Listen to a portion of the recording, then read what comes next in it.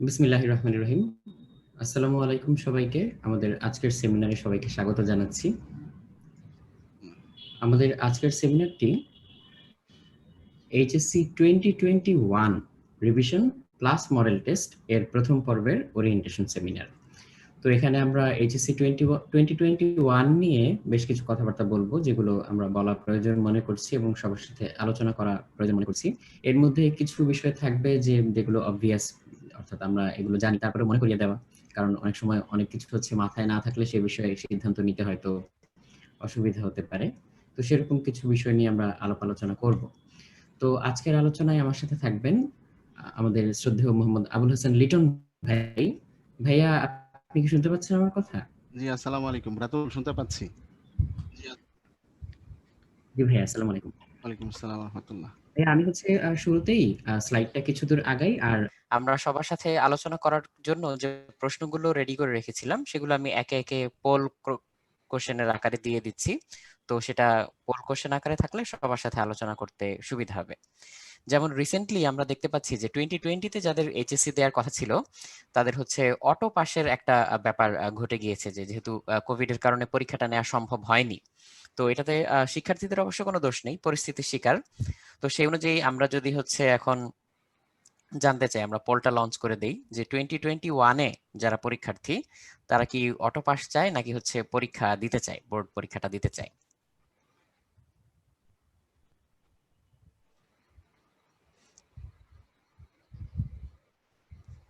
আমরা পোলটা লঞ্চ করার প্রায় সাথে সাথেই বেশিরভাগের উত্তরটা পেয়ে গিয়েছি, যে কারণ এত বছর পড়াশোনা করার পর এই যথেষ্ট প্রস্তুতি থাকার পরেও যদি অনাকাঙ্ক্ষিত কোনো ঘটনার কারণে পরীক্ষাটা আমরা দিতে না পারি সেটাই বরং দুঃখজনক ব্যাপার হবে।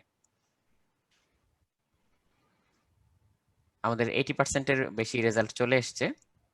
তো আমরা দেখতে পাচ্ছি যে সবাই আসলে বোর্ড পরীক্ষাটাই দিতে চায় এবং খুব ছোট একটা অংশ অনেকে হয়তো অটো পাসের কথা বলেছে। তো হয়তো সবাই পুরোপুরি বিবেচনা করে নাও বলতে পারে, অনেকে হয়তো ঝোঁকের বশে বলে ফেলেছে যে অটো পাস চাই। এটা হওয়া খুবই স্বাভাবিক। না, ঠিক আছে, এটাই আসলে আমাদের নতুন প্রজন্মের এটাই সুবিধা। গতকাল আমি বলতেছিলাম যে আমাদের এই প্রজন্ম চ্যালেঞ্জ নেওয়ার মতো প্রজন্ম আর কি, যারা চ্যালেঞ্জ নিতে চায়, কোনো হ্যাঁ, কিছু সহজে পেতে চায় না। আমার মনে হয় যে আরেকবার যদি মুক্তিযুদ্ধ হয় তাহলে ইনশাল্লাহ আমাদের জন্য 9 মাস লাগবে না। আমরা হয়তো আমরা হয়তো ইনশাল্লাহ আরো অবশ্যই। আমরা হয়তো আরো শর্টলি ইনশাল্লাহ জয়লাভ করে যাবো ইনশাল্লাহ। এবং সামনে আমাদের আসলে প্রিপেয়ার থাকতে হবে সেই ব্যাপারে আর কি। হ্যাঁ, এখন হয়তো মুক্তিযুদ্ধ তার ওভাবে অস্ত্র দিয়ে হবে না, এখন বুদ্ধির যুদ্ধ হবে। তো সেই যুদ্ধে আমাদেরকে এই চ্যালেঞ্জ নিয়ে আগাইতে হবে ইনশাল্লাহ। হ্যাঁ, এখনকার লড়াই সব ইন্টেলেকচুয়াল লড়াই। রাইট। তো আমরা জিজ্ঞেস করেছিলাম যে ধারণা মতে এইচএসসি বোর্ড পরীক্ষা হবে কিনা। তো এবছর হয়নি। তো আমরা আশা করি ইনশাল্লাহ আগামী বছর, তার মানে 2021-এ পরীক্ষাটা হবে। তো সেটা সময় মতো হবে কিনা এটা অবশ্য একটা আলোচনার বিষয় বা সিদ্ধান্ত নেওয়ার বিষয়। সরকারের সিদ্ধান্তের জন্য আমাদেরকে আহ, অপেক্ষা করতে হবে বা প্রস্তুত থাকতে হবে। তো আশা করা যাচ্ছে যে ইনশাল্লাহ এইচএসসি পরীক্ষাটা হবে। তো সবাই এই বিষয়ে মতামত ব্যক্ত করেছে এবং অলমোস্ট 80%-এর উপরে আমরা অ্যান্সার পেয়ে গিয়েছি। ঠিকই আছে, ওদের পারসেপশন মোটামুটি রিয়েলিস্টিক পারসেপশন বলা চলে আর কি। পরীক্ষা তো হবে ইনশাল্লাহ। এখন বাকি সময়টা কি এপ্রিলেই হবে নাকি একটু পরে হবে সেটা অনেক কিছুর উপর ডিপেন্ড করতেছে। তো মানসিকভাবে তৈরি থাকতে হবে যে কোনোটার জন্যই আর কি। এপ্রিলে যদি হয় তাহলে তৈরি থাকতে হবে। যদি এপ্রিল থেকে 2-1 মাস পিছাই তাহলেও সেভাবে তৈরি থাকতে হবে। এটাই আমরা এখন একটু যাচাই করে নেই যে ওদের ধারণা কি, যে কবে নাগাদ পরীক্ষাটা হতে পারে, আন্দাজ। কারণ এটা তো আসলে সত্যি সত্যি আমরা কেউ এখন বলতে পারবো না। আমাদেরকে সরকারি সিদ্ধান্তের জন্য অবশ্যই ওয়েট করতে হবে। বাট একটা স্পেকুলেশন যে কবে নাগাদ হতে পারে, এবং স্পেকুলেশনটা আন্দাজে ঢিল ছোড়ার মতো না, সার্বিক পরিস্থিতি বিবেচনা করে বা চিন্তা ভাবনা করে তখনই আমরা হচ্ছে একটা স্পেকুলেশন করতে পারি। এখানে দেখা যাচ্ছে মোটামুটি হচ্ছে জুন এবং আফটার জুন এই দুইটা কাছাকাছি। মানে মাঝখানে মেটা একটু পিছাই গেছে, এপ্রিলটাও একটা ভালো পার্সেন্টেজ আছে, হ্যাঁ, 21% দেখা যাচ্ছে। হ্যাঁ। আচ্ছা, ওরা ওরা ওদের চাওয়া ওরা জানাচ্ছে। আমি চাই জুনের পরে আমাদের 2 মাস সময় দেওয়া হোক। হ্যাঁ, অনেকে কমেন্টে আমাদেরকে জানাচ্ছে। এপ্রিলের আগে তো আর হচ্ছে না। না, সেটা হ্যাঁ, ট্রু। না, ঠিক আছে, এটাও এমনি আমাদের। স্বাভাবিক অবস্থা চিন্তা করবেন, এখন বর্তমান যে অবস্থা সেটা চিন্তা করলে আসলে জুনের পরেই হওয়া উচিত, বা জুনের পরেই হয়তো হওয়ার কথা। কারণ ওদের টেস্ট পরীক্ষা হয় নাই, দেন আরো মানে সিলেবাস তো সেকেন্ড ইয়ারে কিছুই তেমন পড়ানো হয় নাই, সবকিছু মিলিয়ে আসলে মানে এপ্রিলে যে পরীক্ষা হওয়ার কথা ছিল, আমরা যদি মানে শীতের অবস্থাটা চিন্তা করি, শীতের মধ্যে করোনা যে সেকেন্ড ওয়েভ আসার কথা সেটা বিবেচনা করে যদি স্কুল কলেজ খোলা হয়, তাহলে হয়তো ফেব্রুয়ারি মার্চের আগে স্কুল কলেজ হয়তো খোলার সম্ভাবনা নেই, মানে না খোলারই কথা। বাকি এখন গভর্নমেন্ট যদি ডিফারেন্ট কিছু বা ডিফারেন্ট কোনো ওয়েতে চিন্তা করে, তাহলে সেটা তো অবশ্যই আমাদের মেনে নিতে হবে। বাট স্বাভাবিকভাবে চিন্তা করলে বর্তমান পরিস্থিতি বিবেচনায় মানে ফেব্রুয়ারি শেষের দিকে অথবা মার্চের শুরুর দিকে হয়তো স্কুল কলেজ খোলার কথা, খুলতে পারে, কারণ তখন মোটামুটি গরমের একটা অবস্থা চলে আসবে। হ্যাঁ। সেই হিসেবে যদি মার্চের দিকে স্কুল কলেজ খুলে তারপরে টেস্ট পরীক্ষা বা আদার্স কিছু সিলেবাস প্রিপারেশন নেওয়ানো, তারপরে বোর্ড পরীক্ষা হওয়া, সব মিলে আসলে 2-3 মাস সময় লেগেই যাবে। সেই হিসেবে আফটার জুন ওদের পারসেপশন ঠিকই আছে, বাট এইটা ধরে বসে থাকলে হবে না। বিকজ যদি কোনো কারণে গভর্নমেন্ট, যেমন আমরা এইচএসসি এবার 2020 যে পরীক্ষাটা ছিল, এই পরীক্ষার হ্যাঁ, ব্যাপারে আমরা দীর্ঘদিন ধরেই কিন্তু জেনে আসতেছিলাম। আমাদের মাননীয় শিক্ষামন্ত্রী মহোদয় উনি কিন্তু বলে আসতেছিলেন যে পরীক্ষা হবে, যে কোনোভাবে পরীক্ষা হবে। প্রিপারেশনও মোটামুটি হচ্ছিল। ইভেন যতদূর জানা গেছে প্রশ্নপত্রগুলো বিভিন্ন জেলা উপজেলা পর্যায়ে চলে গেছে। এরপরে হঠাৎ করে এক হ্যাঁ। মিটিং এ পরীক্ষা হবে না। তো মানে এইটা সরকারি দিক থেকে হচ্ছে যথেষ্ট চেষ্টা এবং প্রচেষ্টা বা সদিচ্ছা ছিল পরীক্ষাটা হ্যাঁ, নেওয়ার জন্য, রাইট রাইট, কিন্তু কিন্তু সার্বিক পরিস্থিতি বিবেচনা করে শেষ পর্যন্ত আসলে সবার ভালোর কথা মাথায় রেখেই হচ্ছে পরীক্ষাটা নেওয়া হয়নি। রাইট রাইট, মানে বিষয়টা ওইরকমই আর কি, যে গভর্নমেন্টের পক্ষ থেকে তো আন্তরিক চেষ্টার কোনো অভাব নাই, ওনারা সর্বাত্মকভাবে চেষ্টা করে যাচ্ছেন। কিন্তু 2020 পরীক্ষা যেমন এই হবে হচ্ছে, এটা করতে করতে হঠাৎ করে যেমন পরিস্থিতি সবকিছু বিবেচনা করে পরীক্ষা যেমন বাতিল করতে হলো। তো এবারও হয়তো মানে এখন একটা হয়তো মনে হচ্ছে বা আওয়াজ বা আলোচনা চলতেছে যে হয়তো ডিউ টাইমে পরীক্ষা হইতে পারে বা হয়তো হবে, এরকম একটা আলোচনা চলতেছে, বাট পরিস্থিতি সেক্ষেত্রে বিবেচনা আবার করে। এটাও তো আমরা শুনতে পাচ্ছি যে যেহেতু বাচ্চারা সেকেন্ড ইয়ারের ক্লাস করতে পারেনি হ্যাঁ বেশিরভাগই, হ্যাঁ সো সেক্ষেত্রে হয়তো সিলেবাসের ব্যাপারটাই একটু পরিবর্তন আসতে পারে। তো এই বিষয়ে হচ্ছে আমরা একটা প্রশ্ন অলরেডি রেডি করে রেখেছিলাম, যে যদি এরকম হয় যে পরীক্ষাটা যথাসময়ে বা হয়তো কিছু ডিলে করে নেওয়া হলো, কিন্তু বোর্ড পরীক্ষায় হয়তো একটু কার্টেলড সিলেবাসে হয়তো পরীক্ষা হতে পারে। তো আমাদের প্রশ্নটা সেখান থেকে একটু ঘুরিয়ে করা, যে এইচএসসির বোর্ড পরীক্ষায় যদি বিষয়ভিত্তিক সিলেবাস কমানো হয়, তবে ভর্তি পরীক্ষার কথা মাথায় রেখে প্রস্তুতি কেমন হওয়া উচিত?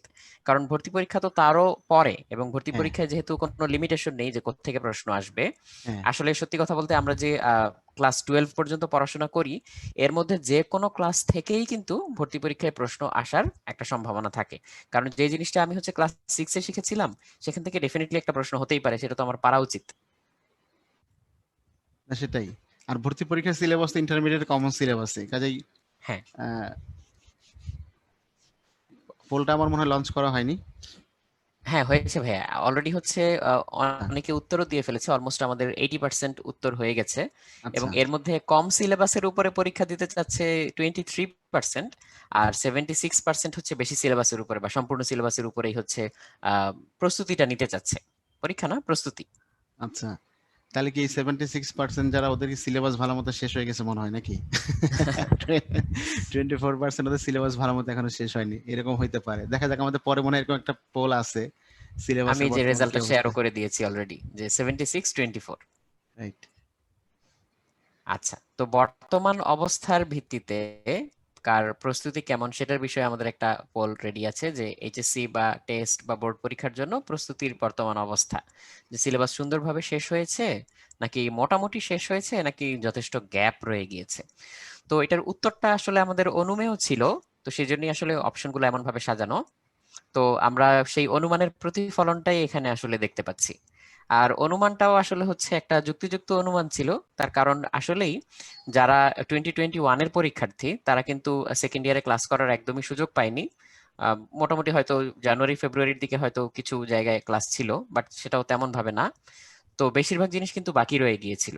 তো এই জন্য হচ্ছে আমরা দেখতে পাচ্ছি সবাই মোটামুটি 68% যারা উত্তর তার মানে করেছে তারা জানাচ্ছে যে যথেষ্ট গ্যাপ রয়ে গিয়েছে। আগের পোলে 76% যারা ছিল যে সম্পূর্ণ সিলেবাসে পরীক্ষা দিতে চাই, আমি ধারণা করতেছিলাম হয়তো এই 76% ওদের সম্পূর্ণ সিলেবাস মোটামুটি সুন্দর মতোই শেষ হয়ে গেছে।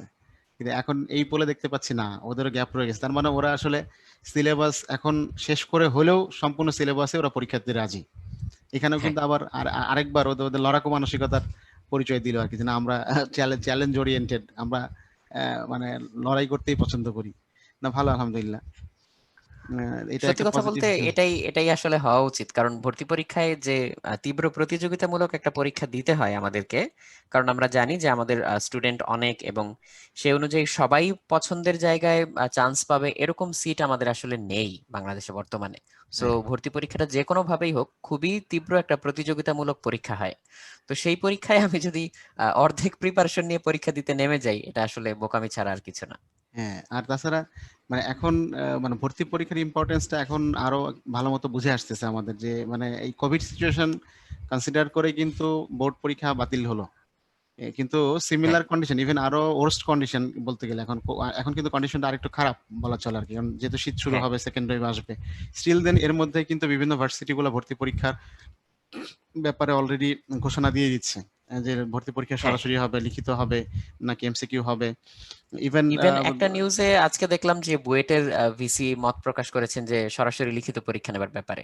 কাজেই মানে ভর্তি পরীক্ষার ব্যাপারটা আসলে অনেক অনেক বেশি ইম্পর্টেন্ট। আর তাছাড়া ভর্তি পরীক্ষাতে তো এইচএসসি যে বোর্ড রেজাল্ট বা জিপিএ, তার তো একটা বড় ইম্প্যাক্ট থাকেই। হ্যাঁ, তো সেই হিসেবে এইচএসসি তে আসলে মানে একটা হলো ভালো করতেই হবে, সিলেবাস কম হোক বেশি হোক, বোর্ড মানে এইচএসসি বোর্ড পরীক্ষাতে ভালো করতে হবে। আর ভর্তি পরীক্ষার জন্য অবশ্যই সিলেবাসের মধ্যে কোনো ঘাটতি রাখা যাবে না, সম্পূর্ণ মানে দুটোই সিলেবাসে কভার করতে দুটোই হবে। আসলে অত্যন্ত গুরুত্বপূর্ণ। কারণ এইচএসসির যে জিপিএ সেটার ভিত্তিতে যেহেতু প্রাথমিক একটা বাছাই হয়, কাজেই এইচএসসির জিপিএ তো অ্যাবসলিউটলি ভালো থাকতেই হবে, এতে কোনো সন্দেহ নেই। হ্যাঁ, তার পাশাপাশি ভর্তি পরীক্ষার জন্য একেবারে পূর্ণ একটা অলরাউন্ড 360 একটা প্রিপারেশন নিতেই হবে। তো আমরা এই বিষয়ে একটা প্রশ্ন করেছিলাম সবাইকে যে প্রথম পত্র এবং দ্বিতীয় পত্রের মধ্যে কোনটির প্রস্তুতিতে বেশি গ্যাপ রয়েছে। তো স্বভাবতই দেখা যাচ্ছে যে প্রথম পত্রের পক্ষে কম মানুষজন মতামত দিয়েছে, আর দ্বিতীয় পত্রের পক্ষে একটু বেশি ছিল। তবে উভয়ের পক্ষে কিন্তু সমানে সমানে প্রায় হাড্ডাহাড্ডি লড়াই দ্বিতীয় পত্রের সাথে। হ্যাঁ, মানে তারপরও সিনারিওটা কিন্তু অনেকটা মানে দ্বিতীয় পত্রের দিকে বেশি ভারী আর কি। মানে হ্যাঁ, অনেকের অনেকের উভয়ই আসার পেছনে কারণ হলো যে অনেকে ফার্স্ট পেপারটা তো অনেক আগে পড়ছে, বেশ আগে পড়ে, হ্যাঁ, হ্যাঁ, লম্বা সময় পার হয়ে গেছে, সেই হিসেবে মাঝখানে গ্যাপ গ্যাপ হ্যাঁ ছিল মাঝখানে অনেক। গ্যাপ থাকার কারণে ওই প্রিপারেশনের মধ্যে অনেকটা মরিচা মরিচা ধরে গেছে আর কি, যে কারণে মনে হচ্ছে যে হয়তো উভয়ই বেশি দরকার আর কি, বা উভয়ের মধ্যে গ্যাপ বেশি রয়ে গেছে। কিন্তু বাস্তবিক অর্থে আমাদের অনুমিত রেজাল্টও এরকমই ছিল, যে আমরা আশা করতেছিলাম স্টুডেন্টরা এটাই রেসপন্স করবে, যেটা সেকেন্ড পেপার গ্যাপটাই বেশি রয়ে গেছে, এবং সেরকমই আসছে সেকেন্ড পেপারে। কাজেই মানে আসলে সেকেন্ড পেপারের গ্যাপ থাকার পেছনে লজিক্যাল কারণও আছে, বিকজ ওদের সেকেন্ড পেপারটা আসলে পড়া শুরুও করতে পারে নাই, অধিকাংশ কলেজেই সেকেন্ড ইয়ারে ক্লাস শুরু হয় নাই। এমত অবস্থায় তো স্কুল কলেজ বন্ধ হয়ে গেল। দুই একটা কলেজে হয়তো অল্প স্বল্প ক্লাস শুরু হয়েছিল, মানে হয়তো 15 দিন 20 দিন ক্লাস হয়েছে, তারপর বন্ধ হয়ে গেছে। তার সেকেন্ড পার্টটা বলতে গেলে আনটাস্ট, মানে ওদের আসলে সেকেন্ড পার্টটা পড়ানোই হয় নাই। নিজেরা যতটুকু পড়তে পারছে অতটুকুই ওদের পড়া হয়েছে আসলে বাস্তবিক অর্থে। হ্যাঁ, আর এরপরে আমরা পরবর্তী যে পলটা নিতে যাচ্ছি সেটা হচ্ছে এইচএসসির টেস্ট বোর্ড পরীক্ষার জন্য এই মুহূর্তে প্রস্তুতি কেমন হওয়া উচিত। এটা কি শুধু ক্লাস ভিত্তিক নাকি পরীক্ষা ভিত্তিক নাকি ক্লাস পরীক্ষা এরকম একত্রে? কারণ দুটোকে সেপারেট করলে একটা যেটা হয় তখন, মানে ধরা যাক আমি একটা না অনেক দিন ধরে ক্লাস করছি, আমার পরীক্ষা দেওয়ার অভ্যাস নেই, কাজে পরীক্ষা দেওয়ার চর্চাটা আস্তে আস্তে চলে যায়। আর আমি একটানা পরীক্ষা দিচ্ছি, পরীক্ষা দিতে দিতে তখন আবার হচ্ছে মাঝখানে ক্লাসগুলো নিয়মিত করা কিংবা হচ্ছে পড়াগুলো পুনরায় রিভিশন দেওয়া, এই জিনিসগুলোর চর্চাটা আবার কমে যায়। তো এখানে আমি দেখতে পাচ্ছি যে ম্যাক্সিমাম ম্যাক্সিমাম বলতে প্রায় সবাই বলা যায় 85%-এর উপরে ক্লাস পরীক্ষা একত্রে এই বিষয়ের পক্ষে সবাই মতামত দিয়েছে। রাইট, মানে এখানে নিরঙ্কুশ সংখ্যাগরিষ্ঠতা আর কি। এখানে 86% পোল হলো, ভোট হলো তোমার ক্লাস পরীক্ষা একত্রের দিকে। না ঠিক আছে, এটা তো একটা স্বাভাবিক বিষয় যে আসলে শুধু ক্লাস করে যেমন প্রিপারেশনের মধ্যে একটা মানে পূর্ণতা আসে না, আবার শুধু পরীক্ষা দেওয়ার জন্য প্রিপারেশনটা আগে থেকে যে লেভেলে থাকা দরকার সেই লেভেলে না থাকলে শুধু পরীক্ষা দিয়েও লাভ হয় না। কাজে এখনকার যে সিচুয়েশন সেই অবস্থা অনুসারে এটাই আসলে এক্সপেক্টেড, যে ক্লাস এবং পরীক্ষা একত্রে হইলেই হয়তো বাচ্চাদের প্রিপারেশনটা সবচেয়ে স্মুথ হবে, সবচেয়ে মানে ভালো প্রিপারেশন হবে আর কি। ঠিকই আছে ওদের পারসেপশন আসলে। তো এই সবকিছু বিবেচনা করে এবারে আমরা যে প্রোগ্রামটা সাজিয়েছি এইচএসসি 2021-এর জন্য, তো সেই বিষয়ে আমরা এখন একটু কথাবার্তা বলবো। রাইট। এইচএসসি 2021-এর জন্য রিভিশন প্লাস মডেল টেস্ট এর প্রথম পর্ব শুরু হতে যাচ্ছে। তার মধ্যে অধ্যায় ভিত্তিক রিভিশন ক্লাস থাকবে। তার সাথে এটা আমরা এখানে মেনশন করতে চেয়েছি বলে প্রোগ্রামের নামের মধ্যে এটা দিয়ে দিয়েছি যে বোর্ড প্রশ্ন অ্যানালাইসিস সহ প্লাস অধ্যায় ভিত্তিক মডেল টেস্ট। এটা শুরু হচ্ছে 20 নভেম্বর 2020 থেকে। তো আমি ইন দ্য মিন টাইম রুটিনটা একটু পরে দেখিয়ে দিব, তো এটার বিষয়ে যদি ভাইয়া একটু বলেন। হ্যাঁ, মানে এখানে রাতুল, এখানে আমাদের যে এই যে পর্বটা একটু আগের স্লাইডে যদি হ্যাঁ যাও, হ্যাঁ হ্যাঁ আমাদের পক্ষ থেকে এই মডেল টেস্ট এইচএসসি, আমরা যত মডেল টেস্ট কার্যক্রম এ পর্যন্ত চালিয়েছি, তো এই ধরনের একটা কোর্স বা পর্ব অফার করা এই প্রথম। মানে আমরা কখনোই এত এক্সটেন্সিভ রিভিশন ক্লাস, বোর্ড প্রশ্ন অ্যানালাইসিস, দেন অধ্যায় ভিত্তিক মডেল টেস্ট, এত এক্সটেন্সিভ পর্ব কখনো আসলে অফার করিনি। হ্যাঁ, আমাদের যে মানে মডেল টেস্ট যে প্রোগ্রামটা ছিল বা হতো, সেটা একটা হতো, প্রথম পর্ব হতো হাফ সিলেবাস মডেল টেস্ট, এরপরে হতো ফুল সিলেবাস বা ফাইনাল মডেল টেস্ট যেটাকে আমরা বলি। কিন্তু হ্যাঁ এবছর পরিস্থিতি বিবেচনায় আমরা এটাকে একটু স্টুডেন্টদের যেমন মানে ডিমান্ড, হ্যাঁ, যেমন যেটা ওরা এখন আমরা পোলের মাধ্যমে জানলাম, এই জিনিসটা যদি আমরা এখন পোলের মাধ্যমে জানলাম, বাট আমরা আগেই তো এটা ফিল করতে পেরেছি, যে কারণে এই পোলগুলো এইভাবেই সেট করা, যে মানে স্টুডেন্ট রেসপন্সটা একটু ভেরিফাই করে নেওয়ার জন্য। আমরা আগে থেকেই বুঝতে পারতেছিলাম যে ওদের প্রিপারেশনের মধ্যে যথেষ্ট গ্যাপ রয়ে গেছে। কাজে এখন যদি শুধু পরীক্ষা নেই অথবা খুব বড় সিলেবাসে পরীক্ষা নেওয়া হয়, তাহলে বাচ্চারা আসলে ওই পরীক্ষা দিয়ে খুব একটা লাভবান হইতে পারবে না। কারণ খুব বড় সিলেবাসে পরীক্ষা নিলে ওরা সিলেবাসটা কভার করা, পরীক্ষা অ্যাটেন্ড করা হয়তো ওদের পক্ষে কঠিন হয়ে যাবে, কারণ প্রিপারেশনটা গ্যাপ রয়ে গেছে। যখন প্রিপারেশনটা মানে কমপ্লিট থাকে, তখন বড় সিলেবাসে পরীক্ষা নিলে লাভ বেশি হয়। কিন্তু যখন প্রিপারেশনই কমপ্লিট না, তখন বড় সিলেবাসে পরীক্ষা নিলে আসলে দুইটাই মানে আধো আধো রয়ে যায় আর কি। তো সেই সব বিষয় বিবেচনায় রেখে, যেমন পোলের রেজাল্ট আমাদের আসছে, সবকিছু মাথায় রেখে আমরা ওদের অধ্যায় ভিত্তিক রিভিশন ক্লাস, অধ্যায় ভিত্তিক মানে আসলে সবসময় যে একটা অধ্যায় তা না, কখনো একটা অধ্যায়, কখনো দুইটা অধ্যায়, এভাবে করে ভাগ করে করে রিভিশন ক্লাস। এবং দেন হলো সেই রিভিশন ক্লাসগুলো হবে বোর্ড প্রশ্ন অ্যানালাইসিস সহ। আর এরপর হলো চ্যাপ্টার ওয়াইজ মডেল টেস্ট। এখন অধ্যায় ভিত্তিক রিভিশন ক্লাসটা কেন দরকার, এটা তো আমরা বুঝতেই পারতেছি। যদি আমাদের সেকেন্ড ইয়ারে নিয়মিত ক্লাস হতো, আমরা যদি প্রি টেস্ট পরীক্ষা, টেস্ট পরীক্ষা অ্যাটেন্ড করতাম, তাহলে আমাদের আসলে এই ক্লাসগুলো জরুরি ছিল না, বিকজ কলেজে যে আমাদের এই প্রিপারেশনটা হয়ে যেত। কলেজের পাশাপাশি আমরা হয়তো মানে কলেজেও পড়তাম, দেন কেউ ব্যক্তিগতভাবে হয়তো কোনো প্রতিষ্ঠানের হেল্প নিতাম বা কোনো টিউটরের হেল্প নিতাম। আমরা কিন্তু মোটামুটি যাদের যে লেভেল, সেই লেভেল অনুসারে কিন্তু আমাদের প্রিপারেশনটা কমপ্লিট হয়ে যেত। কিন্তু যেহেতু এবছর প্যান্ডেমিকের কারণে কলেজের সাথে কন্টিনিউ করা হয় নাই, আবার প্রথম বেশ কয়েক মাস, 2-3 মাস তো এভাবেই গেছে যে এই মনে হয় স্কুল কলেজ খুলে দিল, মনে খুলে যাচ্ছে, এরকম একটা অনিশ্চয়তার মধ্যে, মানসিক একটা অস্থিরতার মধ্যে সময়গুলো পার হয়েছে, যে কারণে পড়ালেখার দিকে যে ফোকাস করা বা কনসেন্ট্রেট করা, সেটা আসলে সম্ভব হয় না। তো সেই হিসেবে সিলেবাসের যে গ্যাপটা, যেটা আমরা দেখলাম যে অনেক বড় একটা পার্সেন্টেজ তারা মনে করছে সিলেবাসে যথেষ্ট গ্যাপ রয়ে গেছে। কাজেই এখন revision class, this is a mandatory thing, আমি মনে করি এটা খুবই জরুরি। রিভিশন ক্লাসের মাধ্যমে ওদের প্রিপারেশন যে গ্যাপটুকু রয়ে গেছে এক্সিস্টিং সিলেবাসের মধ্যে, বিশেষ করে সেকেন্ড পার্টের মধ্যে, রিভিশন ক্লাস নেওয়ার দ্বারা ওদের সেই গ্যাপটুকু কাভার হবে। তো সেই গ্যাপটুকু কাভার হলেও স্কুল কলেজের যে ভূমিকাটা ছিল প্রি টেস্ট পরীক্ষার আগ পর্যন্ত, সেই ভূমিকাটা আশা করি মানে এখানে ওরা যদি রিভিশন ক্লাসগুলোতে পার্টিসিপেট করে, সেই ভূমিকাটা হয়তো মানে উদ্ভাস সেটা পুরা করবে ইনশাল্লাহ, আশা করি। কাজে এই রিভিশন ক্লাস এখন যদি ওরা করতে থাকে, তাহলে মানে ওই সিলেবাসের মধ্যে যে গ্যাপটুকু এখন রয়ে গেছে, সেই গ্যাপটুকু ইনশাল্লাহ ফুলফিল হয়ে যাবে। মানে একটা পূর্ণাঙ্গ প্রিপারেশন নিয়ে হয়তো তারা পরবর্তী কলেজের টেস্ট পরীক্ষা হোক অথবা এইচএসসি বোর্ড পরীক্ষা হোক, পরবর্তী যে ইভেন্টে আসুক, সেই ইভেন্টে তারা মানে ফুল একটা প্রিপারেশন নিয়ে বা ফুল একটা কনফিডেন্স নিয়ে পার্টিসিপেট করতে পারবে। হ্যাঁ।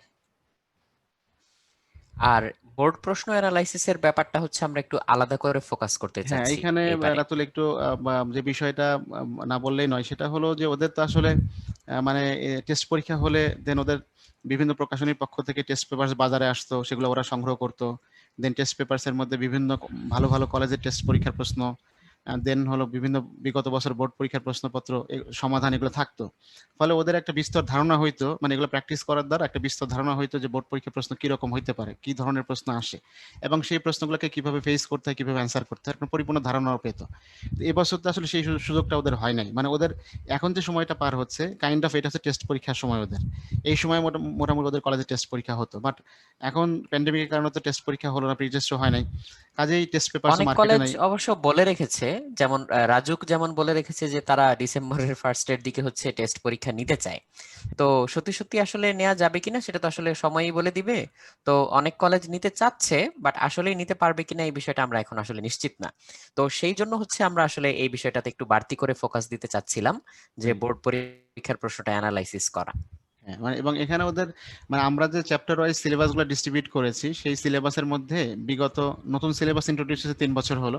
বিগত 3 বছরে 9টা যে বোর্ড আছে, 9টা শিক্ষা বোর্ড, শুধু ঢাকা বোর্ড কিন্তু না, 9টা শিক্ষা বোর্ডের ওই সিলেবাসের মধ্যে থেকে বিগত 3 বছরে যে ধরনের প্রশ্ন আসছে সব প্রশ্নগুলোকে আমরা ওই ক্লাসের মধ্যে নিয়ে আসবো। আমাদের ক্লাসটা হবে, সেই ক্লাসের টপিক ওয়াইজ তো রিভিশন ক্লাস হবেই, পাশাপাশি প্রশ্নগুলো আমরা সামনে নিয়ে আসবো এবং প্রশ্নগুলোর উপর যে প্রশ্নগুলো আসছে সেগুলো গ্রাউন্ড, এগুলো কিভাবে ফেস করতে হবে, কিভাবে অ্যান্সার করতে হবে, কিভাবে লিখলে ফুল মার্কস পাওয়া যাবে এবং কনসেপ্ট লজিক যে বিষয়গুলো এই ব্যাকগ্রাউন্ডে আছে সব বিষয়গুলোকে আলোচনা করে মোটামুটি বিস্তর আলোচনার মাধ্যমে রিভিশন ক্লাসগুলো হবে, যাতে করে একই সাথে ওদের টপিকগুলোর মধ্যে যে গ্যাপ ঘাটতি আছে সেটাও পূরণ হয়ে যায়। পাশাপাশি মানে টেস্ট পেপারস না থাকা বা প্রশ্নপত্র সম্পর্কে ধারণা কম থাকার কারণে বা পরীক্ষা কম দিতে পারার কারণে যে প্রশ্নের ধারা বা ধারা সম্পর্কে একটা ধারণা থাকা, সেই যে একটা ঘাটতি তৈরি হচ্ছে ওদের মধ্যে, সেই ঘাটতিটা যাতে পুরা হয়ে যায় সেই জন্যই হচ্ছে এইভাবে এটা ডিজাইন করা, যে revision class topic wise revision তো হবেই, পাশাপাশি পার্টিকুলার ওই টপিকগুলো থেকে বিগত বছরগুলোতে 9টা শিক্ষা বোর্ডে যে ধরনের প্রশ্ন আসছে সেই প্রশ্নগুলোকে সামনে এনে সেগুলোকে অ্যানালাইসিস করা। তাহলে একটা মানে প্রশ্ন সম্পর্কে যেমন ধারণা পাবে, কিভাবে অ্যান্সার করতে হবে সেই সম্পর্কে একটা ধারণা হবে, পাশাপাশি টপিক ওয়াইজ রিভিশন হওয়ার কারণে ওদের যে ঘাটতিটুকু এখন রয়েছে সিলেবাসের মধ্যে সেই ঘাটতিটুকু ইনশাআল্লাহ ফুলফিল হয়ে যাবে। হ্যাঁ, অনেকে আমাকে জানিয়েছে অলরেডি যে যেমন ক্যাডেট কলেজগুলোতে প্রি টেস্ট হয়েছে, তো টেস্টেরও হয়তো তারা নোটিশ দিয়েছে, আবার নটরডেম কলেজও জানিয়েছে যে তারা টেস্ট পরীক্ষা নিতে চায়। তো টেস্ট পরীক্ষা হোক বা না হোক আমরা প্রস্তুতিটা অবশ্যই নিয়ে রাখবো, এবং বোর্ড প্রশ্ন যত আমরা অ্যানালাইসিস করব সেটা তো অবশ্যই আমাদেরকে হেল্প করবে বোর্ডের আর প্রশ্নের আমাদের যে প্যাটার্ন সেই হ্যাঁ প্যাটার্নটা বোঝার জন্য। রাইট, আর আমাদের এই যে পর্বটা, এই পর্বটা কিন্তু শুধু বোর্ড পরীক্ষার জন্য হেল্পফুল না, এটা কিন্তু টেস্ট পরীক্ষার জন্য সমানভাবে হেল্পফুল। কারণ টেস্ট পরীক্ষা যদি হয়ও, হ্যাঁ টেস্ট পরীক্ষার আগে কিন্তু স্কুল কলেজগুলো কিন্তু সিলেবাস কাভার করতে পারবে না, মানে এতটুকু সময় কিন্তু ওদেরকে দেওয়া হবে না। হ্যাঁ, মানে মানে এটা ধরে নেওয়া হবে যে হয়তো অনলাইনে ক্লাস হয়েছে, স্টুডেন্টরা করতে পারুক বা না পারুক সেটাকেই বেস হিসেবে ধরে নিয়ে দেন হয়তো টেস্ট পরীক্ষার ডেট দিয়ে দেওয়া হবে। মানে স্টুডেন্টদের কতটুকু কাভার হয়েছে বা না হয়েছে সেটা কিন্তু আসলে বিবেচনা আনার সুযোগ নেই এখানে, কারণ ওভাবে যদি চিন্তা করতে হয় তাহলে টেস্ট পরীক্ষা নিতে হবে হয়তো তোমার জুন জুলাইতে গিয়ে, আর বোর্ড পরীক্ষা হইতে হবে নভেম্বর ডিসেম্বরে গিয়ে, সেটা তো পসিবল না। কাজেই মানে টেস্ট পরীক্ষা যদি হয়ও স্টিল দেন আমাদের এই যে প্রোগ্রামটা বা এই যে কোর্সটা এটা এমনভাবে ডিজাইন করা যাতে করে এটা বোর্ড পরীক্ষার জন্য হেল্পফুল হয়, একই রকম ভাবে টেস্ট পরীক্ষার জন্য যেন সমানভাবে এটা হেল্প করতে পারে, সেই জন্যই প্রোগ্রামটা এভাবে সাজানো। কাজে টেস্ট পরীক্ষা বোর্ড পরীক্ষা দুটোর জন্য এটা আশা করি কাজে লাগবে আর কি। আর অধ্যায়ভিত্তিক মডেল অবশ্যই। টেস্টের যে ব্যাপারটা এখানে আসছে আমাদের এই পর্বের মধ্যে, যে 3টা পার্ট, একটা তো হলো চ্যাপ্টার ওয়াইজ রিভিশন, দেন বোর্ড প্রশ্ন অ্যানালাইসিস, আর চ্যাপ্টার ওয়াইজ মডেল টেস্ট। এখন মডেল টেস্ট এখনই কেন, এই ব্যাপারে যদি একটু সংক্ষেপে বলি, সেটা হলো আসলে মানে আমাদের মানে স্টুডেন্ট লাইফে, আমরা যখন স্টুডেন্ট লাইফে ছিলাম বা যে কোনো স্টুডেন্ট তার স্টুডেন্ট লাইফের কমন টেন্ডেন্সি হলো মানে পরীক্ষা থাকলে বা পরীক্ষার চাপ থাকলে পড়াশোনার যে একটা গতি বা একটা সিরিয়াসনেস থাকে, এটা পরীক্ষা ছাড়া আসলে সম্ভব না।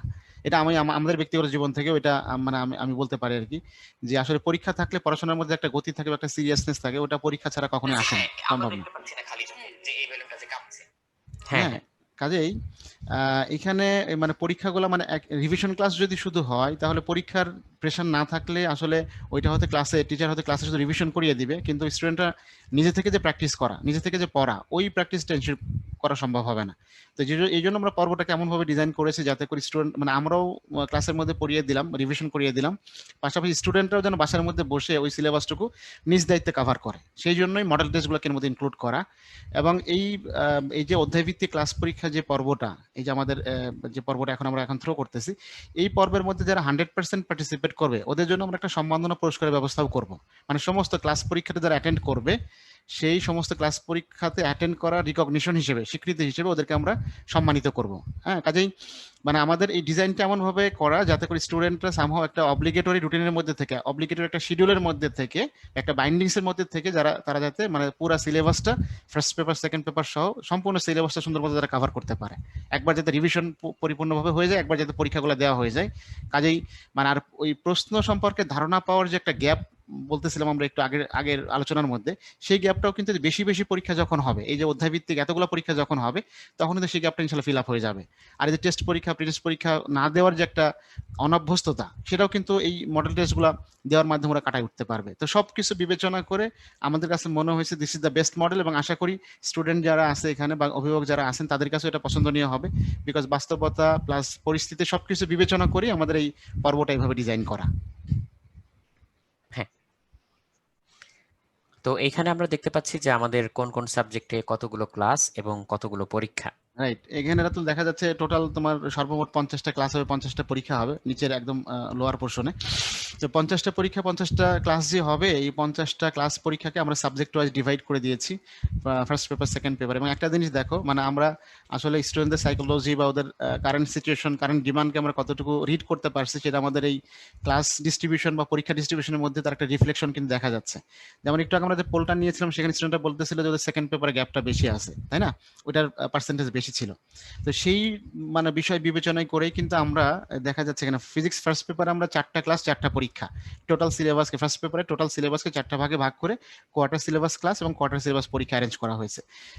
একই রকম ভাবে সেকেন্ড পেপারে কিন্তু আমরা 4টা করিনি, সেকেন্ড পেপারে কিন্তু আমরা 5টা পরীক্ষা 5টা ক্লাস রেখেছি, মানে সিলেবাসটা একটু কমাই নিয়ে আসছি, ক্লাস পরীক্ষার সংখ্যা একটু বাড়ানো হয়েছে। এই জন্যই যে ওদের যে আমরাও ফিল করতে পারতেছিলাম যে বাচ্চাদের হয়তো সেকেন্ড পেপার গ্যাপটাই বেশি, যেই কারণে সেকেন্ড পেপারটাকে একটু বেশি ইম্পর্টেন্স দিয়ে আমরা সেকেন্ড পেপারকে একটু বেশি ভাগে ভাগ করে বেশি সংখ্যক ক্লাস পরীক্ষা অ্যারেঞ্জ করেছি। একই রকম ভাবে কেমিস্ট্রি ফার্স্ট পেপারে 4টা, কেমিস্ট্রি সেকেন্ড পেপারে 5টা। আর ম্যাথের ক্ষেত্রে যেহেতু 2টা পেপারই মোটামুটি ভার্স সিলেবাস, সেজন্য আমরা ম্যাথের ক্ষেত্রে, আর ম্যাথে এমনিতে একটু দুর্বলতা থাকে স্টুডেন্টদের, সেটা বিবেচনা করে ম্যাথের ফার্স্ট পেপার এবং সেকেন্ড পেপার 2টাতে আমরা 5টা ক্লাস রেখেছি, ক্লাস পরীক্ষা রেখেছি, 5টা ক্লাস 5টা পরীক্ষা করে। আর জীববিজ্ঞান পরিসংখ্যান, এটার ক্ষেত্রে আমি বলবো যে অধিকাংশ কলেজেই জীববিজ্ঞান ফার্স্ট পেপার মানে বোটানি এবং জুওলজি এটা মানে একসাথেই পড়ানো হয়, মানে হয়তো বোটানির উপর একটু ইম্পর্টেন্স বেশি দেওয়া হয়, জুওলজি একটু কম দেওয়া হয়, কিন্তু মানে 2টা মোটামুটি প্যারালালি পড়ানো হয়। তো সেই বিষয়কে মাথায় রেখেই আমরা বোটানিতে একটু কম সংখ্যক রেখেছি 3টা ক্লাস 3টা পরীক্ষা, আর জুওলজিতে আমরা 4টা ক্লাস 4টা পরীক্ষা রেখেছি। আর Bangla first paper second paper, English first paper second paper, এগুলো 3টা করে আমরা ক্লাস পরীক্ষা রেখেছি। আর আইসিটিতে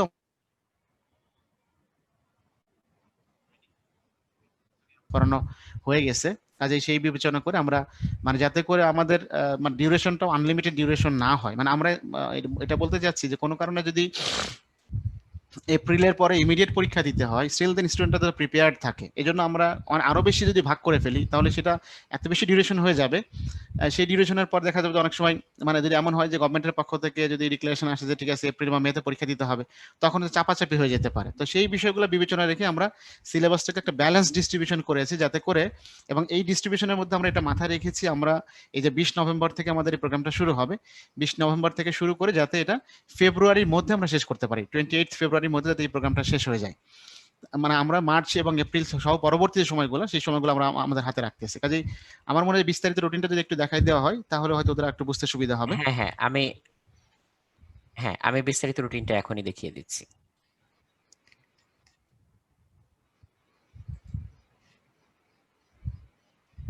এই যে এটা আমাদের বিস্তারিত রুটিন। এখানে দেখা যাচ্ছে যে প্রথম পর্ব শুরু হবে 20 নভেম্বর। সো এই ভাইয়া এইমাত্র যেটা বললেন যে অধ্যায়ভিত্তিক রিভিশন ক্লাস 50টি এবং আরো 50টি পরীক্ষা আর 50টি পিডিএফ নোট থাকবে বিগত বছরের বোর্ড পরীক্ষার অধ্যায়ভিত্তিক প্রশ্ন এবং সমাধান সহ। আর প্রত্যেকটা ক্লাসের আমরা তো পিডিএফ ক্লাস নোটটা দিয়ে দেই, প্রত্যেকটা ক্লাসের আবার ভিডিও রিপ্লেও দেখা যায়, আর অটো এসএমএস এর মাধ্যমে রেজাল্ট আমরা জানতে পারবো। আর রেজাল্টের যে অ্যানালাইসিস রিপোর্ট থাকে সেটা হচ্ছে খুব গুরুত্বপূর্ণ, আমি একটু পরেই দেখিয়ে দিচ্ছি। আর প্রত্যেক শিক্ষার্থীর জন্য পারফরম্যান্স গ্রাফ থাকবে।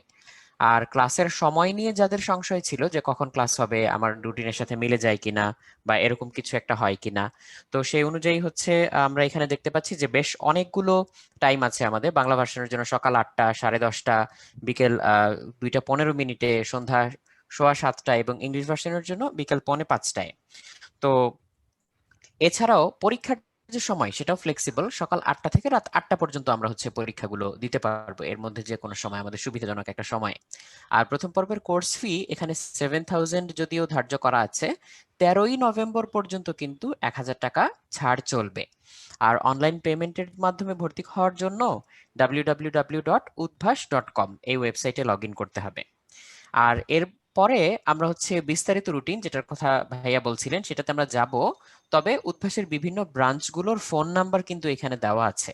যে কেউ যে কোনো প্রয়োজনে, যদি জরুরি কোনো প্রয়োজন থাকে, সেটা পেমেন্ট সংক্রান্ত হোক, ভর্তি সংক্রান্ত হোক, কিংবা যে কোনো সার্ভিস কিংবা এরকম কিছু নিয়ে হোক, তো আমরা এই ব্রাঞ্চের ফোন নাম্বারগুলোতে ফোন দিয়ে একটু সময় নিয়ে একটু ধৈর্য ধরে আমরা যদি আমাদের প্রবলেমগুলো খুলে বলি, আমরা আশা করি সমাধান হয়ে যাবে।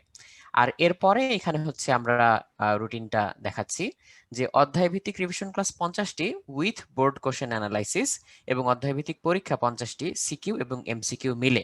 তো এখানে উপরে কিন্তু একটা গুরুত্বপূর্ণ নোটিশ দেওয়া যে শিক্ষার্থীদের অধ্যায়ভিত্তিক পূর্ণাঙ্গ প্রস্তুতির জন্য প্রতিটি পরীক্ষার আগের দিন উক্ত পরীক্ষার সিলেবাসের উপরে রিভিশন ক্লাসটি অনুষ্ঠিত হবে। তাহলে এখানে যে পরীক্ষার তারিখ দেওয়া, যেমন প্রথম তারিখটা দেওয়া 21/11/2020 বাংলা প্রথম পত্রের যে 1 নম্বর পরীক্ষাটি, তার আগের দিন অর্থাৎ 20 তারিখ কিন্তু আসলে তার উপরে ক্লাসটা অনুষ্ঠিত হয়ে যাবে। আর এখানে তারিখ, বিষয়, সিলেবাস এবং পরীক্ষার ধরন এবং পূর্ণমান সহ এবং সময় সহ এখানে 5টা কলামে দেওয়া আছে বিষয়গুলো। যেমন বাংলা পরীক্ষার কথা যদি বলি, এখানে বহু নির্বাচনী এক সেট থাকবে, তাতে 30 মার্ক থাকবে, আবার সৃজনশীলও এক সেট প্রশ্ন থাকবে, তাতে 30 মার্ক থাকবে। তো এরকম করে সম্পূর্ণ সিলেবাসটা এখানে খুব সুন্দরভাবে ব্রেকডাউন করে দেওয়া। যে কোনো সময় আমরা চাইলেই দেখতে পারবো যে কোন অধ্যায় বা কোন কোন অধ্যায়, একাধিক অধ্যায় যদি থাকে কিংবা কোন কোন টপিক কবে কবে পরীক্ষা হবে, তার ঠিক আগের দিন আমাদের ক্লাসটা অনুষ্ঠিত হবে। আর তার উপরে যে পরীক্ষাটা হবে তাতে সিকিউ কিংবা এমসিকিউ কি অনুপাতে থাকবে এবং প্রত্যেকটা প্রশ্নের জন্য আমরা টাইম কতক্ষণ করে পাবো। তো এই বিষয়গুলো কিন্তু এইখানে দেওয়া আছে। এখানে রাতুল এই যে টাইম যেটা বলা আছে এটা বোর্ড পরীক্ষা রেশিও অনুপাতে বলা আছে, যে 1 হ্যাঁ, ঘন্টা 30 মিনিট বা 2 ঘন্টা যেটা বলা আছে। প্র্যাকটিক্যালি যেহেতু বাচ্চাদের যখন রিটেন সিকিউ পরীক্ষা ওরা যখন দিবে, যখন ডেমনস্ট্রেশনটা তুমি দেখাবা, তখন তো ওরা দেখতে পাবে যে সেখানে ওই যে প্রশ্নের উত্তর খাতায় লিখে সেটার মানে কি বলে ফটো তুলে ইমেজটা আপলোড করতে হবে, ছবি হ্যাঁ, তুলে ইমেজ তো সেখানে কিছু টাইম লস বা সিস্টেম লস হবে আর কি। সেই বিষয়গুলো মাথায় রেখে আমরা হয়তো রিটেন পোর্শনের সময় কিছু বাড়িয়ে দিব ওদেরকে, রিটেন পোর্শনে ওরা কিছু সময় বাড়তি পাবে। আর এমসিকিউ পোর্শনে হয়তো কিছু সময় কম পাবে, বিকজ এমসিকিউ পোর্শনে ওদের তো প্র্যাকটিক্যালি গোল্লা ভরাট করতে হতো, বাট আমাদের এখানে তো সিস্টেম গোল্লা ভরাট করার না, ওই মানে মাউস ক্লিক এসে অথবা মানে ট্যাপে কি ফিঙ্গার ট্যাপে সে করবে, অ্যান্সার করবে। তো সেই হিসেবে ওখানে কিছু সময় সেভ হবে। তো সেই বিষয়গুলোকে মাথায় রেখে আমরা ওদেরকে আমরা করব, মানে এমসিকিউ কিছু সময় আমরা কমিয়ে দিব আর রিটেনে কিছু সময় বাড়িয়ে দিব, যাতে করে এটা রিয়েলিস্টিক হয়, ওদের জন্য অ্যান্সার করতে অসুবিধা না হয়। হ্যাঁ, কারণ যেহেতু গোল্লাপ ভরাট করতে কিছু সময় লাগেই, তো সেই সময়টা তো এখানে বেঁচে যাচ্ছে, তো কাজেই আমাদেরকে সেই সময়টা এখানে বাড়তি ব্যয় না করলেও হবে। আর ভর্তি ফি সংক্রান্ত তথ্য তো আমরা এখানে দিলামই। সেখানে কমন ডিসকাউন্ট 13ই নভেম্বর পর্যন্ত ছিল 1000 টাকা, আর যারা প্রিভিয়াস স্টুডেন্ট তারা আরো বাড়তি 1000 টাকা 13ই নভেম্বর পর্যন্ত ডিসকাউন্ট পাচ্ছে। প্রিভিয়াস তার মানে স্টুডেন্ট, কমন ডিসকাউন্ট, হ্যাঁ হ্যাঁ, প্রিভিয়াস স্টুডেন্ট মানে কিন্তু রাতুল হলো আমাদের এই যে 12 এর আগে যত প্রোগ্রাম আছে, ইভেন কেউ যদি ক্লাস 8 এ আমাদের সাথে করে থাকে, 8 এর মডেল টেস্ট হ্যাঁ, দিয়েছে অথবা 9 এর একাডেমিক করেছে অথবা 10 এর model test, SSC model test দিয়েছিল, মানে যে কোনো একটা প্রোগ্রামে যদি ওরা থেকে থাকে তাহলে কিন্তু সে প্রিভিয়াস মানে ডিসকাউন্টটা পাবে আর কি। কাজে মানে এমন না যে হ্যাঁ, শুধু মানে ইন্টারমিডিয়েটের সেকেন্ড ইয়ারের একাডেমিক যদি আমাদের সাথে পড়ে তারা শুধু পাবে, বাকিরা পাবে না, এরকম না। মানে যে কোনো ভাবে তার যদি একটা উদ্ভাসের প্রোগ্রাম রোল বা রেজিস্ট্রেশন নাম্বার থাকে, সেই এই discount, special discount, previous discount যেটা আর কি 1000 টাকা, এটা সে এনজয় করতে পারবে। হ্যাঁ। আর প্রোগ্রামটা শুধু অনলাইনে চলবে নাকি ইন ব্রাঞ্চে হবে, এটা সবার একটা কমন প্রশ্ন থাকে। এ ব্যাপারে রাতুল, তো আমরা তো ইনশাল্লাহ শুরু করতেছি এখন আলহামদুলিল্লাহ অনলাইনে। বাকি পরিস্থিতি বিবেচনা করে যদি গভর্নমেন্ট শিক্ষা প্রতিষ্ঠান খোলার অনুমতি দিয়ে দেয়, তো সেক্ষেত্রে হয়তো আমরা পরীক্ষাগুলো ইন ব্রাঞ্চ নিব, কিন্তু ক্লাস যেগুলি আছে, রিভিশন ক্লাসের ক্ষেত্রে আমরা হয়তো আরো কিছুদিন একটু অনলাইন স্টাইলেই চলবো, বিকজ ক্লাসের মধ্যে আসলে ওই সামাজিক দূরত্ব যেটা আর কি, সোশ্যাল ডিস্টেন্সিং যেটা, সেটা মেনটেন করা একটু কঠিন। যে কারণে আমরা ক্লাসগুলো হয়তো আরো বেশ কিছুদিন অনলাইনে কন্টিনিউ করব, বাট যদি স্কুল কলেজ বা কোচিং খোলার অনুমতি মিলে গভর্নমেন্টের পক্ষ থেকে, তো অনুমতি মেলার পরপরই আমরা হয়তো পরীক্ষাগুলো অনলাইনের পাশাপাশি ইন ব্রাঞ্চ পরীক্ষাও আমরা অ্যারেঞ্জ করব। স্টুডেন্টরা যারা অনলাইনে পরীক্ষা দিতে চায় তারা অনলাইন দিতে পারবে, আর যারা ইন ব্রাঞ্চে এসে পরীক্ষা দিতে চায় তারা ইন ব্রাঞ্চ দিতে পারবে। কাজে এটা ওদের জন্য মানে ফ্রিডম থাকবে চয়েস করার ক্ষেত্রে, যে মানে যারা মনে করে যে না তার বাসায় বসেই মানে হচ্ছে, তার মানে প্রিপারেশন কমপ্লিট হচ্ছে বা পরীক্ষা দিয়ে তার উপকার হচ্ছে, তো সে সেফটি মেনটেন করার জন্য প্রয়োজনে বাসায় পরীক্ষা দিতে পারে, অনলাইনে পরীক্ষা দিতে থাকলো। আর কেউ যদি মনে করে না ফিজিক্যালি পরীক্ষা দিলে তার লাভ বেশি হবে, সে ফিজিক্যালি এসে পরীক্ষা দিবে। তবে ক্লাসগুলি আমরা আরো কিছুদিন অনলাইনে কন্টিনিউ করব, বিকজ সেখানে তো আসলে সোশ্যাল ডিস্টেন্সিং মেনটেন করা একটু কঠিন। আর পরীক্ষার ক্ষেত্রে ডিস্টেন্সিং মেনটেন করা একটু সোজা, এবং আমরা সেটা প্ল্যানও করে রেখেছি যে আমরা যদি মানে প্রতিষ্ঠান খোলার অনুমতি পাই, তখন আমরা জেট প্যাটার্ন মেনটেন করে হয়তো পরীক্ষাগুলো অ্যারেঞ্জ করব, মানে যাতে করে ডিস্টেন্সিংটা মেনটেন হয়, সেফটি সিকিউরিটি যতটুকু মেজার করা সম্ভব বা মেনটেন করা সম্ভব ততটুকু নিয়ে আমরা ইনশাল্লাহ এই মানে ইন ব্রাঞ্চ কিছু এক্সাম আয়োজন করব, কিন্তু ক্লাসগুলো আমরা হয়তো অনলাইনে কন্টিনিউ করব। হ্যাঁ, তো তো অনলাইন প্রোগ্রামে যা যা থাকছে সেটা তো আমরা অলরেডি একটা শর্ট রিভিউ দিয়েছি। তো আমরা ক্লাসগুলো নিব জুম অ্যাপের মাধ্যমে, আর ভিডিও রিপ্লে দেখার সুযোগ থাকছে এইচএসসি বোর্ড পরীক্ষার পূর্ব পর্যন্ত। প্রত্যেকটা ক্লাসের যে পিডিএফ ক্লাস নোট থাকবে, আর সেটা তো আমরা মেনশন করেছিলাম রুটিন দেখানোর সময়। বিগত বোর্ড পরীক্ষার অধ্যায় ভিত্তিক প্রশ্ন ও সমাধান, এটারও পিডিএফ স্টুডেন্টরা পাবে। তার পাশাপাশি সিকিউ এবং এমসিকিউ উভয় পদ্ধতিতে পরীক্ষা আমরা নিব। অ্যানালাইসিস রিপোর্টের মাধ্যমে পরীক্ষার যে তাৎক্ষণিক ভুলগুলো সেগুলো সংশোধন করে নেয়ার, নিজে শিখে নেওয়ার একটা সুযোগ থাকবে। লাইভ এক্সামের পাশাপাশি এমসিকিউ প্র্যাকটিস এক্সামের কথাটা একটু আলাদা করে বলতে চাই, যে আমরা লাইভ এক্সাম তো একবারই দিতে পারি, প্র্যাকটিস এক্সাম যেহেতু বারে বারে দেওয়া যায়, সেখানে যতবার প্রশ্ন পরীক্ষাটা দিবে বাচ্চারা ততবার হচ্ছে বাকি সেটগুলো থেকেও আরো কিছু নতুন নতুন প্রশ্ন আসবে। তার মানে লাইভে আমরা যে সেট থেকে পরীক্ষাটা দিব তার বাইরেও তো আরো সেট যেহেতু থাকবে সেখান থেকেও প্রশ্ন আসবে। কাজেই প্র্যাকটিস পরীক্ষাটা যদি বেশিবার কেউ দেয় তাহলে তার নিজের জন্যই আসলে উপকার, বাড়তি প্রশ্নগুলো পেয়ে যাচ্ছে এবং প্র্যাকটিস করার একটা বাড়তি সুযোগ এখানে চলে আসছে। আর অটো এসএমএস এর মাধ্যমে শিক্ষার্থী এবং অভিভাবকের মোবাইলে রেজাল্টটা চলে যাবে। তো এই জায়গায় আমি ছোট্ট একটা জিনিস একটু মেনশন করে দিতে চাই। ক্লাস এবং পরীক্ষা পদ্ধতি দেখতে আমরা youtube.com/udbhas-unmesh এই চ্যানেলটাতে চলে যেতে পারি। এখানে ক্লাস এবং পরীক্ষা পদ্ধতির উপরে খুবই বিস্তারিত টিউটোরিয়াল দেওয়া আছে। তো সেটা ক্লাসে আমরা হয়তো বা এই সেমিনারে এখন হয়তো খুব বিস্তারিত না না বলে আমরা এই লিঙ্কটা দিয়ে দিলাম যে এখানে টিউটোরিয়ালগুলো দেখে নিতে পারবে। কিন্তু তারপরেও আমি ছোট্ট একটা জিনিস একটু দেখিয়ে দিতে চাচ্ছি।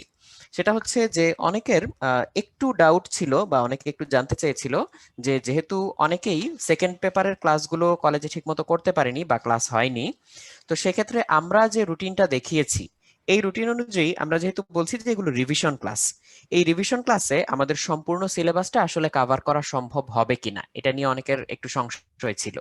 তো তাদের জন্য আমি একটা জিনিস একটু দেখিয়ে দিতে চাচ্ছি যে সত্যি কথা বলতে অনলাইন ক্লাসে আমরা যেভাবে ক্লাসটা নিয়ে থাকি সেভাবে আসলে একই সময়ে ফিজিক্যাল ক্লাসে আমরা যতটুকু জিনিস কভার করতে পারতাম তার চেয়ে বেশি জিনিস কিন্তু কভার করা সম্ভব হয়, এবং তার চেয়ে আরো সূক্ষ্মভাবে কভার করা সম্ভব হয় বা সুচারুভাবে কভার করা সম্ভব হয়। তার ছোট্ট দুই একটা উদাহরণ আমি এখন একটু দেখাতে যাচ্ছি। যেমন ধরা যাক আমি প্রথম পত্রের যে সরল ছন্দিত স্পন্দন এই অংশটা আমি পড়াতে চাই।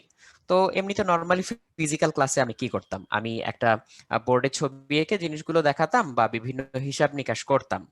তো তার চেয়ে আমি যদি এখন সত্যি সত্যি একটা স্প্রিং ম্যাথ সিস্টেম এখানে সিমুলেট করে দেখাই, এই যে এই মুহূর্তে নিশ্চয়ই সবাই দেখতে পাচ্ছে যে একটা স্প্রিং এর মধ্যে আমি একটা ম্যাথ দিয়ে দিলে সেটা এক্স্যাক্টলি কিভাবে সিমুলেট হচ্ছে। ইভেন আমি চাইলে বাসায় বসে আমার স্টপ ওয়াচ দিয়ে মেপেও ফেলতে পারবো যে এটার টাইম পিরিয়ডটা কত, হাতে নাতে আমি কিন্তু রেজাল্টটা পেয়ে যাব। আমি যদি গ্র্যাভিটি চেঞ্জ করে দেই তাহলে এটার কি প্রভাব পড়ে, এই যে এখানে দেখা যাচ্ছে অ্যামপ্লিটিউড বেড়ে যাচ্ছে বা কিছু একটা হচ্ছে এই মুহূর্তে। বা আমি যদি স্প্রিং কনস্ট্যান্ট চেঞ্জ করে দেই, শক্তিশালী স্প্রিং দেই, তাহলে কি হবে, তখন আমি নতুন করে আবার সিমুলেট করতে পারবো। এই বিষয়গুলো কিন্তু আগে আমি ক্লাসে বোর্ডে নরমালি দেখাতে পারতাম না, কিন্তু অনলাইন ক্লাস হওয়াতে এই বিষয়গুলো কিন্তু আমার কাছে আগেই রেডি থাকে। আমি কিন্তু ক্লাসের মাঝখানে সুন্দর করে দেখিয়ে দিতে পারি যে পাশাপাশি যদি দুইটা স্প্রিং হয়, একটার স্প্রিং কনস্ট্যান্ট কম একটার বেশি, যেটার বেশি সেটাতে কিন্তু টাইম পিরিয়ডটা কম আসে। আর এই জিনিসগুলো চোখের সামনে দেখলে সেই ইনটুইশনটা কিন্তু মনের মধ্যে তৈরি হয় যে কিরকম হলে কি হতে পারে। আর যত জটিল বিষয়ই হোক আমি বারে বারে ছবি না এঁকে সরাসরি সিমুলেট করে কিন্তু দেখিয়ে দিতে পারি। যেমন আমি যদি রে ডায়াগ্রাম দেখাতে চাই, যে আমি ধরলাম যে এটা একটা লেন্স, সমান্তরাল আলোক রশ্মি যেখানেই দেই না কেন এই যে দেখা যাচ্ছে একই জায়গায় এসে মিলিত হচ্ছে, ফোকাস বিন্দুতে এসে মিলিত হচ্ছে। সো এই বিষয়গুলো অনুধাবন করা এবং অ্যাকচুয়ালি মনের মধ্যে ফিল করা, এই অনুভূতিটা কিন্তু আমরা এখানে দিতে পারি বা অনলাইন ক্লাসে এই জিনিসগুলো করা পসিবল হয়। কাজে এটা কিন্তু একটা বাড়তি সুবিধা। সো এইভাবে আমার সত্যি সত্যি বোর্ডে ক্লাস নেওয়ার জন্য ছবি আঁকতে বা সেটআপ রেডি করতে যে সময়টুকু লাগতো সেগুলো যেমন বেঁচে যাচ্ছে, তেমনি আমরা আরো অ্যাডভান্সড টেকনিক ইউজ করে, আমরা সিমুলেশন টুল ইউজ করে সরাসরি কিন্তু জিনিসগুলো এখানে দেখিয়ে দিতে পারছি। ইভেন ধরা যাক আমি প্রজেক্টাইলের ক্লাস নিচ্ছি, আমি সরাসরি কিন্তু এখানে একটা প্রজেক্টাইল বিভিন্ন উচ্চতায় রেখে আমি ছুঁড়ে মেরে দেখাতে পারি যে এটা যে একটা প্যারাবোলিক কার্ভ মেইনটেইন করে চলে যায় বা কিভাবে কি হয় আমরা প্রেডিক্ট করতে পারি, সেখান থেকে আবার রেজাল্ট সাথে সাথে মিলিয়েও নিতে পারি। কারণ সিমুলেশনটা আসলে রিয়েল লাইফের মতো করেই কাজ করে, এই জন্য এটা সিমুলেশন, তার মানে অ্যানিমেশন না। অ্যানিমেশন তো ফিক্সড কিছু জিনিস দেখায়, তো অ্যানিমেশনের চেয়ে বেটার হচ্ছে সিমুলেশন। সেই সিমুলেশন দিয়ে আমরা এখানে ক্লাসগুলো এইড করতে পারি বা হেল্প করতে পারি। তাতে সব মিলিয়ে আমরা আরো একটা বেটার প্রস্তুতি নিতে পারি, আরো ভালো একটা জিনিস আমরা এখানে উপস্থাপন করতে পারি। এবং আমি অলরেডি চ্যাট বক্সে দেখতে পাচ্ছি যে অলরেডি অনেকে আমাদের এই ইফোর্টটাকে অ্যাপ্রিসিয়েট করেছো, তোমরা স্টুডেন্টরা যারা আছো। তো আমরা আশা করব যে এই বিষয়গুলোকে আমরা আরো সামনে এগিয়ে নিয়ে যেতে পারবো এবং পড়াশোনায় আমরা হচ্ছে নতুন একটা মাত্রা যোগ করতে পারবো, যাতে অ্যাকচুয়ালি তুমি ফিল করতে পারো ফর্মুলাগুলো কিভাবে কাজ করে এবং সেটা কিভাবে তুমি ইমপ্লিমেন্ট করতে পারো। কারণ সত্যি সত্যি তো আমরা একটা পরীক্ষা দেওয়ার জন্য প্রিপারেশন নিচ্ছি তো বটেই, কিন্তু জীবনে কিছু শেখার জন্য এবং জীবনে এগুলোকে অ্যাপ্লাই করার জন্য যেহেতু আমরা পড়াশোনাটা করছি, তো এই জন্য এই ফিলিংটা তোমাদেরকে এখন দেওয়াটা জরুরি, সেটাই আমরা নিরন্তর চেষ্টা করে যাচ্ছি।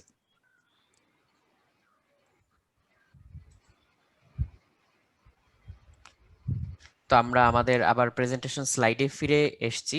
তো আমি বলে দিয়েছিলাম যে আমরা কোথায় এই সিমুলেশনগুলো, আমাদের যে টিউটোরিয়ালগুলো পাবো www.youtube.com/udbhasunmesh।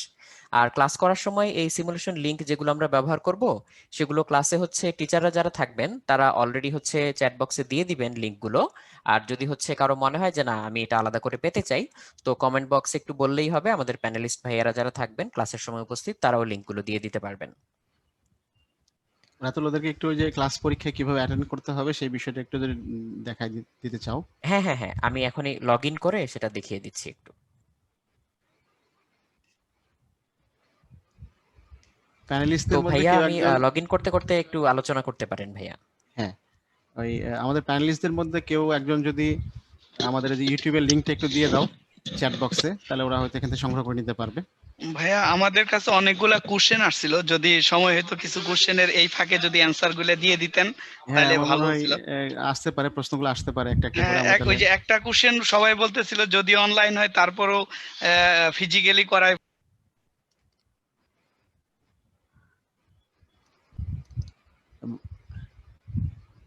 প্রশ্নটা আসে নাই ঠিক মতো। আচ্ছা, আমি মানে ক্লাস পরীক্ষা কিভাবে হবে মেবি সেটা নিয়ে একটা প্রশ্ন আর কি। তো আমি তো সেটা একটু আগে ক্লিয়ার করছি যে মানে যদি in the meantime school college খুলে যায়ও, স্টিল দেন আমরা আমাদের যে প্রোগ্রামটা আমরা ডিজাইন করেছি সেখানে আমরা ক্লাসগুলো অনলাইনেই কন্টিনিউ করব। হ্যাঁ, মানে আরেকটু ইয়ে না হওয়া পর্যন্ত, সেফ না হওয়া, যতক্ষণ পর্যন্ত আমরা সেফ ফিল না করবো ততক্ষণ পর্যন্ত আমরা অনলাইনে ক্লাস কন্টিনিউ করবো। এবং অনলাইন ক্লাসে যে কিছু এক্সট্রা বেনিফিট সেটা কিন্তু আমরা দেখতে পাচ্ছি। হ্যাঁ, সেটা কিন্তু আমাদেরকে রাতুল ভাই একটু আগে দেখালো। সেই বেনিফিটগুলো কিন্তু আমরা অনলাইনে সুবাদে নিতে পারবো, যেটা ফিজিক্যাল ক্লাসে কখনো নিতে পারবো না। অবশ্যই ফিজিক্যাল ক্লাসে কিছু ডিফারেন্ট বেনিফিট আছে, কিন্তু অনলাইন ক্লাসের বেনিফিট কিন্তু সেই অংশে কম না, বরং কিছু কিছু ক্ষেত্রে online class better than physical class. তো এখানে আসলে বেটার বা ওর্স এই কম্প্যারিজনের আগে আসলে সেফটির বিষয়টা আমরা মাথায় রাখি, বা মাথায় রাখতে হবে, সবাইকে মাথায় রাখা উচিত। তো যে কারণে আমরা ওই অতটুকু সেফ ফিল না করা পর্যন্ত আমরা ক্লাসগুলোকে অনলাইনে কন্টিনিউ করব। এরপর যদি সেফ ফিল করি আমরা যে হ্যাঁ মানে এখন মোটামুটি সেফ পজিশন চলে আসছে, প্যান্ডেমিকের যে একটা ইয়ে ছিল, রিস্ক ছিল, সেটা অনেকটা মিনিমাইজড হয়ে গেছে, তখন হয়তো আমরা অনলাইন ক্লাসগুলোকে ইন ব্রাঞ্চে নিয়ে আসবো। বাট সেটা কতদিনে হবে সেটা আমার ধারণা যে আমরা এই পর্ব শেষ হওয়া পর্যন্ত হয়তো সেই সুযোগ পাবো কিনা আমি শিওর না। তবে এটা আমরা ধরে রাখি যে আমাদের ক্লাসগুলো অনলাইনেই করতে হবে। আর পরীক্ষাগুলোর ক্ষেত্রে আমি যেটা বললাম যে যে ক্লাসের পরে যে পরীক্ষাগুলি হবে সেই পরীক্ষাগুলি হয়তো আমরা মানে অনলাইনের পাশাপাশি ইন ব্রাঞ্চও অ্যারেঞ্জ করব।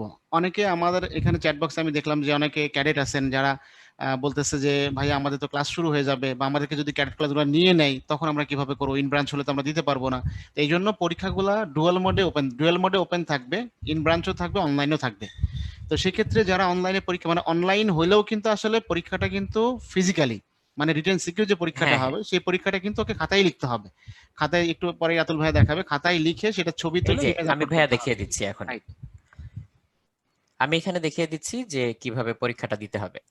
তো আমি যদি রিটেন এক্সাম দিতে চাই, তাহলে রিটেন এক্সাম দিতে গেলে আমাকে প্রথমে ভার্সন সিলেক্ট করতে হবে। তারপরে স্টার্ট রিটেন এক্সাম দিলে এখানে হচ্ছে প্রশ্ন দেখাবে আমাকে, যেমন এখানে একটা সৃজনশীল প্রশ্ন দেখা যাচ্ছে ক খ গ ঘ। তো এটার উত্তরটা আমি করব নিচের এই ফাঁকা জায়গায়। কিভাবে? আমি সত্যি সত্যি আসলে কাগজে লিখেই উত্তর করব, যেভাবে আমি সত্যিকারের পরীক্ষায় দেই। সো আমাকে কিন্তু একইভাবে উত্তর করতে হচ্ছে একই সময়ের মধ্যে। তারপর আপলোড অ্যান্সার ইমেজ এখানে ক্লিক করে আমি হচ্ছে আমার মোবাইলে কিংবা হচ্ছে ল্যাপটপে তুলে রাখা যে ছবিটা, আমার প্রশ্ন আমি যেটা উত্তর দিয়েছি মাত্র তার ছবিটা তুলে আমি এখানে আপলোড দিব, তাহলে এখানে আপলোড হয়ে যাবে।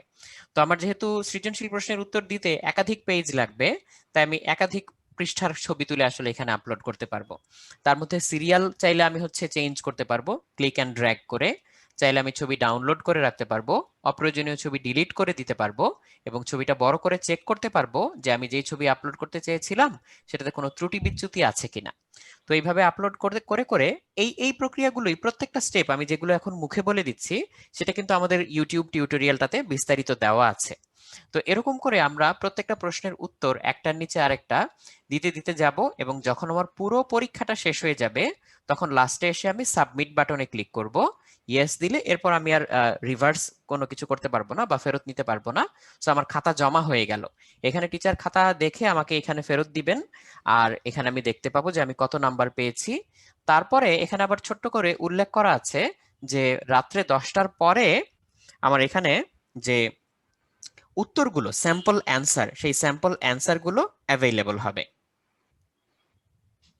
সো সেই স্যাম্পল অ্যান্সার দেখে আমি বুঝে ফেলতে পারবো তৎক্ষণাৎ, একদম নগদেই কিন্তু বুঝে ফেলতে পারবো যে আমি যে পরীক্ষা দিয়েছি সেখানে কি কি ভুল করেছি বা কি কি আমার কেমন করা উচিত ছিল। তো এই বিষয়গুলো আমি এখান থেকে সরাসরি জেনে যাব। আর যদি কোনো উত্তরপত্র মূল্যায়ন নিয়ে আমার কোনো সন্দেহ থাকে সেখানে আমি সেটা অ্যানালাইসিস রিপোর্টটা দেখে আমি চাইলে সেটা আবার রিভিউ করার জন্য রিকোয়েস্ট করতে পারবো। আর এইমাত্র আমি যে পরীক্ষাটা দিয়েছিলাম সেখানে আমার কিন্তু এমসিকিউটা দেওয়া বাকি ছিল। তো আমি টেক এক্সামে গিয়ে আবার হচ্ছে সেখানে ঢুকলাম, এখানে আমি স্টার্ট এমসিকিউ এক্সামে ক্লিক করলে আমার এমসিকিউটা চলে আসে। তো এখান থেকে যে কোনোটা আমি যে উত্তরটা আমি মনে করি বেস্ট অপশন সেটা ক্লিক করে সিলেক্ট করতে পারি। করে এইভাবে সবগুলো প্রশ্নের উত্তর দিয়ে আমি একেবারে নিচে চলে যাব এবং এখানে আমি সাবমিট বাটনে ক্লিক করব। তো এই এমসিকিউ দেওয়ার প্রক্রিয়াটা আসলে একদম স্ট্রেট ফরওয়ার্ড। তাও যদি কারো কোনো কিছু জানতে মনে হয় বা সন্দেহ থাকে কিভাবে আমি দিব, তাহলে আমরা ইউটিউব টিউটোরিয়ালটা রেফার করতে পারি। আর এমসিকিউতে বড় সুবিধা হচ্ছে এটা সাথে সাথেই অ্যানালাইসিস রিপোর্টটা দেখা যায়। যেমন এখানে আমি দেখতে পাচ্ছি যে উত্তর কোনটা সবুজ কালি দিয়ে মার্ক করা এবং নিচে সলিউশনটাও কিন্তু দিয়ে দেওয়া। কাজেই সবাই কিন্তু এটা দেখে বুঝে যাবে যে এই প্রবলেমটা কিভাবে সলভ করতে হয়। কাজেই কারো যদি প্রস্তুতিতে সামান্য গ্যাপও থেকে যায়, পরীক্ষাটা দেওয়ার পর সাথে সাথে অ্যানালাইসিস রিপোর্টটা দেখে তখনই কিন্তু হচ্ছে সেই বিষয়গুলো সমাধান করে নেওয়া যাবে বা নতুন করে একটু রিভিশন দিয়ে নেওয়া যাবে। তো এই ছিল হচ্ছে আমাদের এমসিকিউ দেওয়ার পদ্ধতিটা। আর নিচে তো রিটেনটা আমরা দেখতেই পাচ্ছি। আর আমি আবার মাই রুটিনে ফিরে যাচ্ছি। তো রুটিনে ফিরে গেলে নরমালি হচ্ছে লেকচার সিলেক্ট করা থাকে। তো আমি ক্লাস লেকচার দেখার পদ্ধতিটাও একটু বলে দিচ্ছি। যেমন আপকামিং লেকচার সেটা কখন শুরু হবে এটা এখানে নিচে একটা কাউন্টডাউন টাইমারে থাকে। আর যখন টাইমটা হয়ে যায় তখন আমরা এখানে জয়েন ক্লাস বাটনে ক্লিক করে ক্লাসটাতে জয়েন করতে পারি।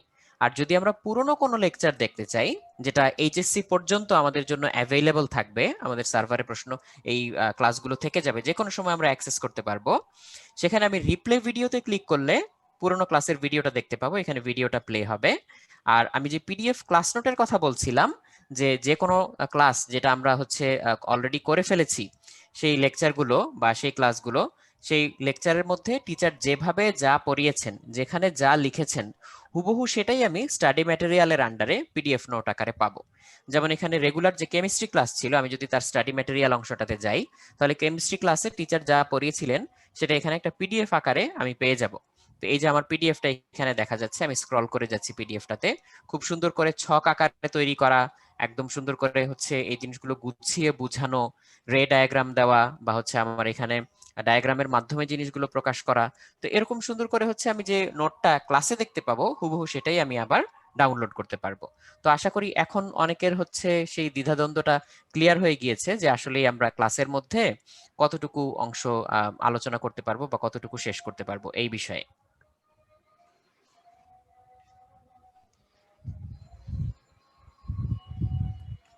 রাইট, আমার মনে হয় রাতুল আমরা এখন তাহলে যে কিছু প্রশ্ন মনে হয় এসছে আমাদের কাছে, যে মাঝখানে কিছু প্রশ্ন জি আসছিল। ভাইয়া, জি ভাই, আরেকটা কোশ্চেন আসছে যে এই প্রথম পর্বের পরে আমাদের পরবর্তী কার্যক্রম কি থাকবে এবং এই পর্বে প্রশ্ন ব্যাংক নেই কেন? আচ্ছা এখানে হ্যাঁ আমি একটু বলি। দুটি কোশ্চেন একত্রে করা হ্যাঁ হয়েছে। মানে প্রথম পর্বের পরে যেমন প্রথম পর্ব যেটা আমাদের, এটা তো হচ্ছে আমরা ফেব্রুয়ারির মধ্যে 28শে ফেব্রুয়ারির মধ্যে এটা শেষ হচ্ছে। তো এরপরে যদি বোর্ড পরীক্ষা হয়তো এপ্রিলে হবে না মোটামুটি, তারপর যদি এপ্রিলে যদি হয়ও, হ্যাঁ ইন দ্যাট কেস আমাদের হাতে পুরা মার্চ মাস আমাদের হাতে আছে। সেক্ষেত্রে আমরা ফুল সিলেবাসের উপর আরেকটা পরীক্ষা নিয়ে স্টুডেন্টদেরকে ফুল প্রিপেয়ার্ড করে আমরা হয়তো বোর্ড পরীক্ষার জন্য পাঠাবো।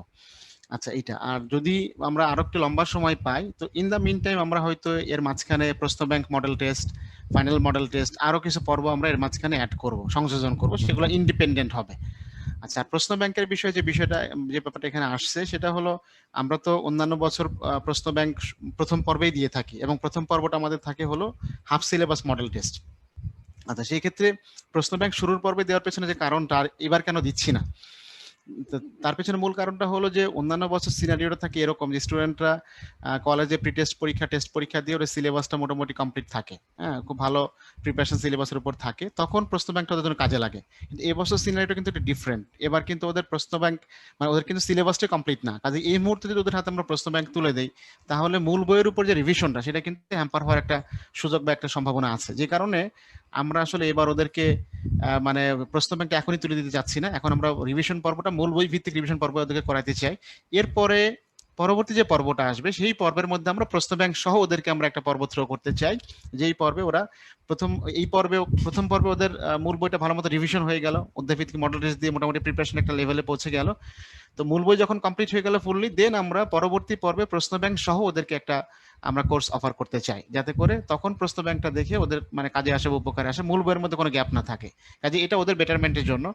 এবং নিশ্চয়ই এতটুকু আস্তে স্টুডেন্ট গার্ডেন যারা আছে তারা আমাদের উপর রাখবে, বিকজ আমরা আমাদের স্লাইডগুলো দেখি এটা নিশ্চয়ই সবাই বুঝতে পারতেছেন যে আসলে স্টুডেন্টদের যে মানে ইয়ের জায়গাটা, মানে ওদের যে অবস্থা বা অবস্থান, সেটা আমরা যতটুকু রিড করতে পারছি বাস্তবে কিন্তু অতটুকুই আসলে। যেমন আমরা যে পোলগুলো যেভাবে অ্যারেঞ্জ করেছি বা যেভাবে আমরা প্রোগ্রামটা সাজিয়েছি, স্টুডেন্টদের ডিমান্ডও কিন্তু ওরকমই ছিল। কাজেই আমার মনে হয় যে এই ব্যাপারে আমাদের উপর আস্থা রাখতে পারেন। প্রশ্ন ব্যাংক এই পর্বে দিচ্ছি না, এটা ওদের ভালোর জন্য। এবং আমরা পরবর্তী পর্বে যখন এই পর্বটা কমপ্লিট হয়ে যাবে, সিলেবাসটা মোটামুটি একটা থরো রিভিশন হয়ে যাবে, পরবর্তী পর্বে প্রশ্ন ব্যাংক দিলে সেটা ওদের জন্য বেশি কাজে আসবে, বেশি উপকারে লাগবে।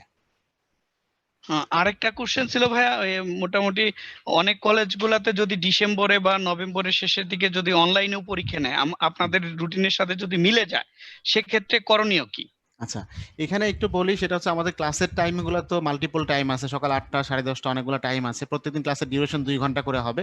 এবং অনলাইন ক্লাস হওয়ার সুবিধায় মানে সুবাদে আমাদের তো স্লাইড প্রেজেন্টেশন দিয়ে সবকিছু আগে থেকে রেডি করে তার উপর অনেক বেশি কন্টেন্ট কভার করা সম্ভব হবে বা সম্ভব হয়। কাজেই স্টুডেন্টরা যেটা ফিল করতেছে, ভাই যে সিলেবাস দিয়েছেন এই সিলেবাস কি ক্লাসের মধ্যে ফুললি কভার করা সম্ভব হবে কিনা, হ্যাঁ, মানে একাডেমিক ক্লাসের মতো হয়তো একদম মানে পুঙ্খানুপুঙ্খ কভার করা সম্ভব হবে না, বা পুঙ্খানুপুঙ্খ আসলে দরকারও নেই। হ্যাঁ, কারণ মোটামুটি তো একটা একটা একটা পর্যায়ে তো তোমাদের কিছু না কিছু প্রিপারেশন তো হয়েছেই। কাজেই সেই বিষয়গুলোকে মাথায় রেখে আমরা সিলেবাসটা ওভাবে ডিজাইন করেছি, এবং ইনশাআল্লাহ আমরা ওই 2 ঘন্টার যে লেকচার ক্লাস হবে, 2 ঘন্টা থেকে 2 ঘন্টা, এর মধ্যে আমরা ইনশাআল্লাহ ফুল সিলেবাসটা কভার করতে পারবো। আচ্ছা, আর পরীক্ষার ক্লাস তো যার যার ব্যাচ টাইমে হবে। কেউ যদি কোনো একটা পার্টিকুলার ডেতে তার ব্যাচ টাইমে পার্টিসিপেট করতে না পারে, তো ওই যে রাতুল ভাইয়া যে নাম্বারগুলো দেখালো, বিভিন্ন ব্রাঞ্চের যে নম্বরগুলো আছে ওখানে, বিভিন্ন ব্রাঞ্চে যে কোনো ব্রাঞ্চের নাম্বারে ফোন দিয়ে যদি মানে সে আগে থেকে ইনফর্ম করে যে ভাই আমি আজকে এই ক্লাসটা করতে পারবো না, আমার ব্যাচ টাইমটা একটু চেঞ্জ করে দেন, তো ভাইয়ারা ওখান থেকে চেঞ্জ করে দিবেন, অসুবিধা হবে না। আর যদি একান্তই সে কোনো কারণে ক্লাসও সে করতে পারলো না, আবার কাউকে সে জানিয়ে যে ব্যাচ টাইম পরিবর্তন করে নেওয়া সেটাও সে করতে পারলো না, তার ক্ষেত্রে কি হবে? তার ক্ষেত্রে কিন্তু যে ভিডিও রিপ্লে দেখা, ক্লাসের রেকর্ডটা যেহেতু রয়ে যাচ্ছে, কাজে সে যে কোনো সময় ঢুকে কিন্তু ভিডিও রিপ্লেটা দেখে নিতে পারবে, এবং এই ভিডিও রিপ্লেগুলো বোর্ড পরীক্ষা পর্যন্ত থাকবে। কাজে এই বোর্ড পরীক্ষা পর্যন্ত মানে সে যদি এখন ক্লাস করতেছে, তার মানে তার প্রিপারেশনটা কিন্তু এখনই শেষ, ক্লাসটা কিন্তু এখনই শেষ হয়ে যাচ্ছে না। এখন সে ক্লাস করতেছে, পরীক্ষা দিচ্ছে, প্রিপারেশন এক লেভেলে হচ্ছে। পরবর্তীতে সে যখন রিভিশন করার সময় আবার কখনো প্রয়োজন মনে করলো যে না আমার ক্লাসটা আবার একটু দেখা দরকার, তখন কিন্তু সে বোর্ড পরীক্ষার আগে পর্যন্ত, বোর্ড পরীক্ষার পূর্ব পর্যন্ত যে কোনো সময় কিন্তু সে ঢুকে যে কোনো সংখ্যক বার এই ভিডিও রিপ্লেগুলো দেখে নিতে পারবে। এটা হলো ক্লাসের ক্ষেত্রে গেল। আর পরীক্ষার ক্ষেত্রে আমাদের যেহেতু পরীক্ষার সিস্টেমটা তো রাতুল ভাই বলেছে যে সকাল 8টা থেকে রাত 8টা পর্যন্ত ওপেন থাকবে। এই সময়ের মধ্যে যে কোনো একটা স্টুডেন্ট যে কোনো সময় ঢুকে একবারই পরীক্ষা দিতে পারবে। যদি পরীক্ষার ডিউরেশন 1.5 ঘন্টা হয়, তো 1.5 ঘন্টা সে যদি বিকাল 4টায় শুরু করে, 4টার সময় থেকে 5:30 পর্যন্ত সে পরীক্ষা শেষ করে দিতে পারবে। কেউ মনে করে বিকাল 3টায় দিবে, 3টা থেকে 4:30 পর্যন্ত পরীক্ষা দিতে পারবে। কেউ মনে করে মানে সন্ধ্যা 6টায় ঢুকবে, 6টা থেকে 7:30 পর্যন্ত পরীক্ষা দিতে পারবে। কাজে এটা মাথায় রাখতে হবে, যেহেতু 8টার মধ্যে শেষ, কাজে আমাদেরকে ওভাবে যদি 1.5 ঘন্টা ডিউরেশন হয়, তো আমাকে হিসাব করে কিন্তু ঢুকতে হবে। 8টায় শেষ মানে কিন্তু আমাকে 6:30টার মধ্যে ঢুকতে হবে, তাহলে হয়তো পরীক্ষা আমি 8টার মধ্যে শেষ করতে পারবো। আর যদি আমি 7টার সময় ঢুকি, আমি কিন্তু 1 ঘন্টা বেশি সময় পাবো না, কারণ 8টার সময় আমার পরীক্ষা অটো ক্লোজ হয়ে যাবে। কাজে যেহেতু পরীক্ষার টাইমটা যেহেতু ডাইনামিক এবং এটা যেহেতু ইয়ে আছে কি বলে ফ্লেক্সিবিলিটি আছে, কাজে স্টুডেন্টরা যদি স্কুলে বা মানে কলেজে যদি ওদের পরীক্ষার সাথে এটা শিডিউল কনফ্লিক্ট করে, তা আমার মনে হয় সেটা এই অনলাইন হওয়ার সুবাদে সেটা সমস্যা হবে না, বিকজ তাকে তো ফিজিক্যালি কোথাও মুভ করতে হচ্ছে না, কলেজেও ফিজিক্যালি যেতে হচ্ছে না, এখানেও উদ্ভাসেও ফিজিক্যালি এসে পরীক্ষা দিতে হচ্ছে না। কাজেই আমার মনে হয় যে দুইটাকে সে যদি ইচ্ছা পোষণ করে, তার দুইটাকে সে ব্যালেন্স করে ইনশাল্লাহ মেনটেন করতে পারবে। কাজেই কলেজের পরীক্ষার জন্য এটাকে মিস করা বা এটার জন্য কলেজের পরীক্ষা মিস করা এভাবে চিন্তা না করে, বরং আমরা টার্গেট এভাবে করি, যেহেতু সিলেবাসে আমাদের গ্যাপ রয়ে গেছে, আমাদের এখন কিছু এক্সট্রা প্রেশার নেওয়া, এক্সট্রা এফোর্ট দেওয়া, সেটা আমাদের এখন মানসিকভাবে তৈরি হইতে হবে এবং সেরকম মানসিকতা নিয়ে আগাইতে হবে। কাজে কলেজকেও মেনটেন করতে হবে, আর উদ্ভাসী সিলেবাসটা বা শিডিউলটা মেনটেন করতে হবে, তাহলে সবচেয়ে বেস্ট আউটপুটটা পাওয়া যাবে। এবং এতটুকু এক্সট্রা প্রেশার, এক্সট্রা এফোর্ট এখন আসলে প্রত্যাশিত বা কাম্য, এটা তোমাদের বেটারমেন্টের জন্য তোমাদেরকে দিতে হবে। ভাই আরেকটা কোশ্চেন ছিল যে ফার্স্ট ইয়ার সেকেন্ড ইয়ারে অনেক গ্যাপ আছে, সেটা কি এই রিভিশন প্লাস মডেল টেস্টের পুরা কভার হবে কিনা? হ্যাঁ, এটা আমরা 100% কভার করার মানে প্রত্যয় নিয়েই এই প্যাকেজ বা প্রোগ্রাম পর্বটা ডিজাইন করা। তো ইনশাআল্লাহ স্টুডেন্টরা যদি মনোযোগ দিয়ে ক্লাসগুলো ফলো করে, এবং যেহেতু ক্লাস পরবর্তী ইমিডিয়েট পরদিন, আজকে যে রিভিশন ক্লাসটা হলো ইমিডিয়েট পরদিন এটার উপরই পরীক্ষা আছে, কাজে যদি ক্লাসটা তারা মনোযোগ দিয়ে করে, আশা করি যেহেতু পরীক্ষা আছে মনোযোগ এমনিতে চলে আসবে, মনোযোগ দিতেই হবে কারণ পরীক্ষা তো পরদিন দিতে হবে। তো ক্লাসের মধ্যে মনোযোগ থাকবে, আবার ক্লাস শেষ হওয়ার পর ওই একই সিলেবাসের উপর পড়াশোনা করে যখন সে পরদিন পরীক্ষা দিবে, তো ইনশাল্লাহ এই যে কম্বিনেশনটা ক্লাস পরীক্ষা যে কম্বিনেশনটা, এই কম্বিনেশনের কারণে ইনশাল্লাহ ওদের প্রিপারেশন একদম ফুলফিলমেন্ট চলে আসবে, একটা পরিপূর্ণ বা একটা পূর্ণাঙ্গ প্রস্তুতি ওদের সবগুলা বিষয়ের সবগুলা পেপারে চলে আসবে ইনশাল্লাহ। আশা করি কোনো গ্যাপ ইনশাল্লাহ থাকবে না এখানে। ভাই আরেকটা কোশ্চেন আসছিল যে আইসিটি এবং বাংলা ইংলিশে অনেকে আর্টস কমার্সের, এরা কি এই তিনটা পরীক্ষাতে অংশগ্রহণ করতে পারবে কিনা? হ্যাঁ, এটা তো সব বছর ফিজিক্যাল প্রোগ্রামে আমরা অপশন রাখি।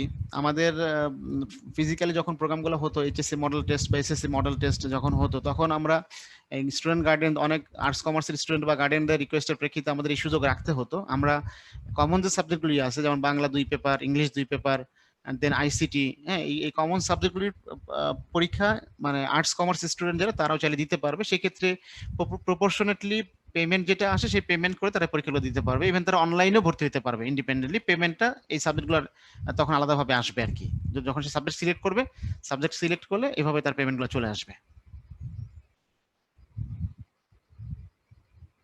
আরেকটা কোশ্চেন আসছে ভাইয়া যে সোহাগ ভাইয়া কি আজকে ইয়েতে পাচ্ছি না, সোহাগ ভাইয়ের কি কোনো ক্লাস থাকবে কিনা বা মোটিভেশনাল ক্লাস সেমিনার হবে কিনা?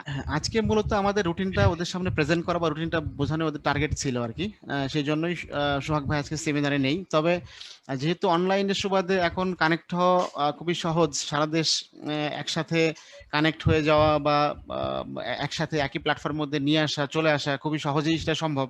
তো আশা করি যেমন আগে ফিজিক্যাল একটা সেমিনার বা একটা মোটিভেশন নিতে গেলে সেক্ষেত্রে ফিজিক্যালি হয়তো সোহাগ ভাইয়াকে মুভ করতে হতো, একটা জায়গা থেকে একটা জায়গায় যেতে হতো, বা স্টুডেন্ট গার্ডেনকে মুভ করতে হতো। হ্যাঁ, তো সেটা তো এখন প্রয়োজন হচ্ছে না, অনলাইনের সুবাদে হয়তো সবাই ঘরে বসেই কানেক্টেড হয়ে যাচ্ছি, বা সোহাগ ভাই ঘরে বসে হয়তো সেমিনার নিতে পারবে। এবং এখানে কোনো মানে কোনো ডেমোগ্রাফিক কোনো ব্যারিয়ার নাই, হ্যাঁ, কোনো মানে এখানে মানে ডিস্টেন্স বা কোনো বিষয় এখানে যেহেতু নাই। কাজে আশা করি এই যে 3 মাসের আমরা যে নভেম্বরের 20 থেকে শুরু করে যে ফেব্রুয়ারি পর্যন্ত, ডিসেম্বর, জানুয়ারি, ফেব্রুয়ারি, মানে এটা আলটিমেটলি প্রায় 3.25 মাসের মতো একটা প্রোগ্রাম বা পর্ব। তো এই 3.25 মাসের মধ্যে ইনশাল্লাহ কমপক্ষে একবার তো সোহাগ ভাইকে পাওয়া যাবেই, একাধিকবারও ইনশাল্লাহ পাওয়া যাবে আশা করি আর কি। এবার ঢাকার বাইরে থেকে একটা কোশ্চেন বেশি আসছিল যে ভাই আপনারা অনেকেই তো ফিজিক্যালি করাচ্ছে, তো আপনারা কেন করাবেন না বা ইয়াতে এটা এই ক্লিয়ার মুহূর্তে হচ্ছে না মানে না, এটা গুরুত্বপূর্ণ প্রশ্ন। এই মুহূর্তে আসলে যদিও মানে গভর্নমেন্টের পক্ষ থেকে তো নিষেধাজ্ঞা আছে যে এই মুহূর্তে মানে এটা কি বলে ফিজিক্যালি স্কুল কলেজ খোলা হচ্ছে না, এবং এটা কিন্তু আসলে বুঝতে হবে সিরিয়াসনেসটা কতটুকু, যে বোর্ড পরীক্ষার মতো, এইচএসসি বোর্ড পরীক্ষার মতো বোর্ড পরীক্ষা ক্যান্সেল হয়ে গেল, তাহলে মানে স্বাস্থ্যের বিষয়টা কতটুকু গুরুত্বপূর্ণ, যেই গুরুত্বটা আসলে আমাদের বুঝতে হবে, প্রত্যেকেই বুঝতে হবে। কাজেই আমরা সামান্য একটু যদি ফিজিক্যাল পরীক্ষা দেওয়ার আশায় যদি আমরা মনে করি যে আমরা ফিজিক্যালি মুভ করা উচিত, কিন্তু এই লোভটা কিন্তু অনেক ক্ষেত্রে ক্ষতির কারণ হইতে পারে। বিকজ আল্লাহ না করুক যদি এমন হয় যে হ্যাঁ আমি ফিজিক্যালি মুভ করতে গিয়ে আমি এফেক্টেড হয়ে গেলাম, তখন কিন্তু আমার লাইফ থেকে 1.5 মাস 2 মাস বা 1 মাস সময় যদি হারিয়ে যায়, তাহলে কিন্তু আমার আলটিমেটলি ওই ফিজিক্যালের কারণে যতটুকু আমাকে মানে যতটুকু আমি বেনিফিট নেওয়ার আশা করতেছিলাম সেই বেনিফিটটুকু তো হইলই না, উল্টা আমি আরো পিছাই গেলাম। এটা যেমন স্বাস্থ্যগত ঝুঁকি যেমন আছে, ঠিক একই রকম ভাবে আইনগত ঝামেলা, যেমন গভর্নমেন্টের পক্ষ থেকে যেহেতু নিষেধাজ্ঞা আসছে যে স্কুল কলেজ বা কোচিং এখন খোলা যাবে না, কাজেই এই নির্দেশকে বা নিষেধাজ্ঞা উপেক্ষা করে যারা এখন ফিজিক্যালি মানে প্রতিষ্ঠান খুলতেছে বা ফিজিক্যালি ব্যাচে পরীক্ষা নিচ্ছে বা নিবে বলে আশ্বাস দিচ্ছে, যে কোনো সময় গভর্নমেন্টের পক্ষ থেকে কিন্তু এটা রেইড হবে, পুলিশের পক্ষ থেকে রেইড হবে, মানে এটার কি বলে ম্যাজিস্ট্রেসি পাওয়ার নিয়ে এটা রেইড হবে, এবং এখানে কিন্তু অলরেডি শুরু হয়ে গিয়েছে এবং বিভিন্ন জায়গাতে এই ধরনের কিছু ধরপাকড়ের বিষয় আমাদের সামনে আসতেছে। কাজেই যদি রেইড হয় তাহলে তো একে তো আমি নিজেও আইনগত ঝামেলার মধ্যে পড়ার একটা সম্ভাবনা আছে, সেকেন্ড হইতেছে যদি আমি যদি নাও পড়ি দেন যে প্রতিষ্ঠানে আমি গেলাম সেই প্রতিষ্ঠান যদি সিলগালা হয়ে যায়, সিলগালা হয়ে গেলে কিন্তু আমার আসলে প্রিপারেশন নেওয়ার আর কোনো সুযোগ থাকলো না। মানে অন দ্য আদার হ্যান্ড আমি যে ফিনান্সিয়ালি যেটা আমি যে পেমেন্ট করেছিলাম সেই পেমেন্টটা কিন্তু আমার মানে গচ্ছা গেল। কাজে এটা কিন্তু এক তো হলো স্বাস্থ্যগত ঝুঁকি আছে, দ্বিতীয় হলো আইনগত ঝামেলা, আর আর্থিকভাবে ক্ষতিগ্রস্ত হওয়ার কিন্তু একটা সম্ভাবনা আছে। কাজে আমার মনে হয় যে যেহেতু মানে ঘরে বসে অনলাইন ক্লাস পরীক্ষা দিয়ে প্রিপেয়ার্ড হওয়ার সুযোগ আছে, কাজে এই মুহূর্তে ঝুঁকি নিয়ে, স্বাস্থ্যের ঝুঁকি নিয়ে বা আর্থিক বা ঝুঁকি নিয়ে অথবা আইনগত ঝামেলা ঝুঁকি নিয়ে আমাদের আসলে ফিজিক্যালি মুভ না করাটাই ভালো হবে। ভাই গভর্নমেন্ট যদি ওপেন করে দেয়, শিক্ষা প্রতিষ্ঠান ওপেন করে দেয়, সেক্ষেত্রে আমরাও তো ফিজিক্যালি এক্সাম অ্যারেঞ্জ করবো, সেক্ষেত্রে কোনো অসুবিধা নেই, সেক্ষেত্রে তো মানে স্টুডেন্ট আসতেই পারবে। আমার মনে হয় যে এখন ধৈর্যের পরিচয় দেওয়াটাই বুদ্ধিমত্তার পরিচয় হবে। অভিভাবক থেকে একটা কোশ্চেন আসছিল যে আপনাদের কোশ্চেন কে করবে, খাতা কারা দেখবে, এবং ক্লাসগুলো এই রিভিশন ক্লাস, অ্যানালাইসিস ক্লাস যেটা বলছেন এটা কারা নিবে, একটু জানতে চাই। এটা তো আমার মনে হয় যে সবারই কম বেশি জানা আছে, উদ্ভাস বা উন্মেষ আমাদের যে প্রতিষ্ঠানগুলা, সেখানে তো কোনো স্কুল বা কলেজের টিচার ইনভলভ না। এখানে যারা ক্লাস নেন, যারা প্রশ্ন করেন, যারা খাতা দেখেন, সবাই হচ্ছে বুয়েট মেডিকেল, ঢাকা ভার্সিটি এবং এরকম প্রমিনেন্ট ইউনিভার্সিটিগুলো রানিং স্টুডেন্ট অথবা সদ্য পাশ করে গিয়েছেন, এরকম যারা আছেন তারাই ক্লাস নেন, পরীক্ষা নেন, খাতা দেখেন, প্রশ্ন করেন, সবই ওনারাই করেন। এবং আলহামদুলিল্লাহ মানে আমাদের এই যে একটা ডিজাইন, এই ডিজাইনের কারণেই কিন্তু আজকে উদ্ভাস সারা দেশব্যাপী এত সুনামের সাথে চলতেছে বা এত পপুলার। তো কাজেই এটা তো বলার অপেক্ষা রাখে না, এই প্রোগ্রামগুলোর ক্ষেত্রেও একই রকম ভাবেই হবে। আমাদের এখানে বুয়েট মেডিকেল ভার্সিটি যারা রানিং স্টুডেন্ট আছেন এবং যারা সদ্য পাশ করে বেরিয়েছেন তারাই ক্লাস নেবেন, তারাই প্রশ্ন করবেন, তারাই খাতা দেখবেন, এবং আশা করি সেই ব্যাপারে গার্ডিয়ানদের মানে স্টুডেন্টদের কনফিউজ হওয়ার কোনো কারণ নেই যে কোয়ালিটি কতটুকু মেনটেন হবে। কারণ মানে এখানে যারা আসবেন নিশ্চয়ই আমরা বুঝতে পারতেছি বুয়েট মেডিকেল থেকে ঢাকা ভার্সিটি যারা আসবেন তারা মেধার পরীক্ষায় বা মেধার প্রতিযোগিতায় উত্তরানোর পরে কিন্তু ওই প্রতিষ্ঠানগুলোতে চান্স পেয়েছেন। কাজে মেধার জায়গাতে আমি মনে করি যে তারা ডেফিনেটলি সুপিরিয়র, এবং মেধাবীদের সংস্পর্শে যে মেধার বিকাশ ঘটে সেইটা তো আমাদের একটা মানে কমন পারসেপশন, সবাই আমরা সেটা জানি। আশা করি এই প্ল্যাটফর্মে আসার দ্বারা স্টুডেন্টদের মানে আসলে যতটুকু উপকার তারা আশা করতেছে তার থেকে অনেক বেশি উপকারী তারা পাবে ইনশাল্লাহ এখানে আসার দ্বারা। আরেকটা কোশ্চেন ম্যাক্সিমামই দেখলাম ইয়াতে করতেছে যে আমরা বিগত মডেল টেস্ট গুলাই দেখছি শিক্ষাবৃত্তি দেওয়া হয় এবং মেরিট লিস্ট, এই বিষয়ে তারা জানতে চাইছে অনেক। এইখানে আমরা অনলাইনের ক্ষেত্রে আসলে আমরা আমাদের শেষ স্লাইডে একটা কথা ছিল, লেগে থাকো সৎভাবে, স্বপ্ন জয় তোমারই হবে। তো এখানে একটা বিষয় যে হ্যাঁ, ফিজিক্যালি পরীক্ষা নিলে ফিজিক্যালে আমাদের ম্যানেজমেন্টের লোকজন থাকেন, ইনভিজিলেটর থাকেন, তারা কিন্তু আসলে মানে ওই ইনভিজিলেশন দিয়ে কিন্তু পরীক্ষার যে পরিবেশটা সেটা কিন্তু সুষ্ঠু সুন্দর রাখার পক্ষে কাজ করতে পারেন। কাজে ওখানে একটা ফেয়ার বা একটা গ্রাউন্ড প্লেইং লেভেল থাকে আর কি, হ্যাঁ, মানে লেভেল প্লেইং গ্রাউন্ড থাকে, সবাই মোটামুটি একই এনভায়রনমেন্টের মধ্যে একই পরিবেশের মধ্যে পরীক্ষা দিচ্ছে। কিন্তু এখন অনলাইনের সুবাদে ঘরে বসে পরীক্ষা দিচ্ছে। কাজে আমরা শিক্ষাবৃত্তিগুলো এই জন্য এখানে রাখিনি যে মানে আসলে শিক্ষাবৃত্তি রাখলে স্টুডেন্টদের যদি ফোকাসটা ওদিকে চলে যায় তখন সে কিন্তু যে কোনো মিন অ্যাপ্লাই করে কিন্তু সে শিক্ষাবৃত্তি পাওয়ার জন্য একটা টেন্ডেন্সি তার মধ্যে কাজ করতে পারে। যেই কারণে শিক্ষাবৃত্তি রাখলে সে আসলে প্রিপারেশন ফোকাসড না হয়ে তখন ওই স্কলারশিপ ফোকাসড হয়ে যাওয়ার কারণে তার প্রিপারেশনের মধ্যে একটা গ্যাপ থেকে যাওয়ার সম্ভাবনা আছে। এই জন্য আমরা অনলাইনের কারণেই আমরা এখানে শিক্ষাবৃত্তি রাখিনি। আর এখানে স্টুডেন্টদেরকে আমরা সাজেস্ট করব যে এখানে আসলে যখন ফিজিক্যালি পরীক্ষা হয় তখন তো আমাদের পক্ষ থেকে ম্যানেজমেন্টের লোক থাকে, ইনভিজিলেটর থাকে, তারা পরীক্ষা হলে গার্ড দেন, হ্যাঁ, পরীক্ষার হলের পরিবেশ মেনটেন করেন। কিন্তু এখন যেহেতু মানে সেটা সেই সুযোগ নেই, সেই অনলাইনে সুবাদে ঘরে বসে পরীক্ষা দিতে হচ্ছে। তো সেই ক্ষেত্রে তোমার পরীক্ষক তুমি নিজেই, তোমার পরিদর্শকও তুমি নিজে, তোমার পরীক্ষকও তুমি নিজে। কাজেই তুমি এতটুকু যদি মেনটেন করো তাহলে তুমি তার সুফলটা পাবে। আর তুমি যদি এই মুহূর্তে ফাঁকি দাও যে ঠিক আছে আমার সামনে তো বই আছে, আমার সামনে হেল্প নেওয়ার জন্য কি বলে গাইড আছে, প্রশ্ন ব্যাংক আছে, যে কোনো জায়গাতে আমি হেল্প নিতে পারি, তো সেই হেল্প নিয়ে তুমি যদি পরীক্ষা দাও তাহলে তুমি কিন্তু ক্ষতিগ্রস্ত হইলা। কাজে এইখানেই সততার পরিচয়টা আসবে, যে তুমি আসলে কতটুকু সৎ থেকে তোমার বাকি জীবন কাটাইতে পারবা, তার একটা কিন্তু মানে একদম অগ্নি পরীক্ষা এবার হয়ে যাবে আর কি, এই যে এই অনলাইনে পরীক্ষা দেওয়ার সুবাদে। তো এই কারণেই আশা করি স্টুডেন্ট সততার সাথে পরীক্ষা দিবে। আর যেহেতু অনলাইনে আমরা সবার জন্য একই রকম গ্রাউন্ড মেনটেন করতে পারবো না, কম্পিটিশনটা ফেয়ার মেনটেন করা কঠিন হবে, সেই পার্সপেক্টিভ থেকে আমরা অনলাইনে মানে শিক্ষাবৃত্তির ব্যবস্থা রাখিনি, কিন্তু সবার জন্য যেটা আমরা রেখেছি কমনলি সেটা হচ্ছে যে সকল ক্লাস পরীক্ষা, যে 50টা ক্লাস 50টা পরীক্ষা যে আমরা অ্যারেঞ্জ করতে যাচ্ছি, সকল ক্লাস পরীক্ষায় যারা অ্যাটেন্ড করবে সবার জন্য একটা সম্মাননা পুরস্কার ব্যবস্থা আমরা করবো। যদি 100% স্টুডেন্ট সবাই যদি এই ক্লাস পরীক্ষায় পার্টিসিপেট করে তো সবার জন্য সম্মাননা পুরস্কার ব্যবস্থা থাকবে ইনশাল্লাহ। আরেকটা কোশ্চেন ছিল ভাইয়া, সবাই বলতেছে যে এরা বোর্ড পরীক্ষার বাইরে অ্যাডমিশন টেস্ট নিয়ে এখনই চিন্তা, তো একটা পরামর্শ চাচ্ছে রাতুল ভাইয়ের কাছ থেকে বা লিটন ভাইয়ের কাছ থেকে। রাতুল ভাইয়া যদি এই বিষয়ে একটু বলে। ভাইয়া রাতুল ভাইয়া একটু লিভ করছে। আচ্ছা ভাইয়া, হ্যাঁ আচ্ছা, অসুবিধা নাই। মানে সেক্ষেত্রে আমি একটু পরামর্শ দিতে পারি। মানে বোর্ড যেহেতু মানে আলটিমেটলি ভর্তি পরীক্ষা, যেটা ভর্তি পরীক্ষার সিলেবাসও কিন্তু ইন্টারমিডিয়েট পরীক্ষার এই সিলেবাসের উপরই। কাজে এই সিলেবাসের উপর যার ভালো দখল, তার সবখানেই তার জন্য দরজা খোলা। একদম সিম্পল হিসাব, ইন্টারমিডিয়েট সিলেবাসে যার দখল ভালো, সব মানে বিশ্ববিদ্যালয়ে তার দরজা খোলা। কাজেই এখন মানে ভর্তি পরীক্ষার জন্য টেনশন করা মানে এক অর্থে বোর্ড পরীক্ষার জন্য টেনশন করা। কাজে বোর্ড পরীক্ষার জন্য টেনশনটা করো, এটা এই টেনশন করার দ্বারাই কিন্তু ভর্তি পরীক্ষার টেনশন অটোমেটিক হয়ে যাবে, ভর্তি পরীক্ষার প্রিপারেশন অটোমেটিক হয়ে যাবে। কাজেই আমার পক্ষ থেকে পরামর্শ হলো যে তোমরা এখন বোর্ড পরীক্ষাকে সামনে রেখে প্রিপারেশন নাও, আটমোস্ট এফোর্ট দাও, এবং সিলেবাসের যে গ্যাপ ঘাটতিগুলি আছে সেগুলোকে দূর করে একদম কমপ্লিট একটা মানে প্রিপারেশন সিলেবাসের উপর নিয়ে ফেলো।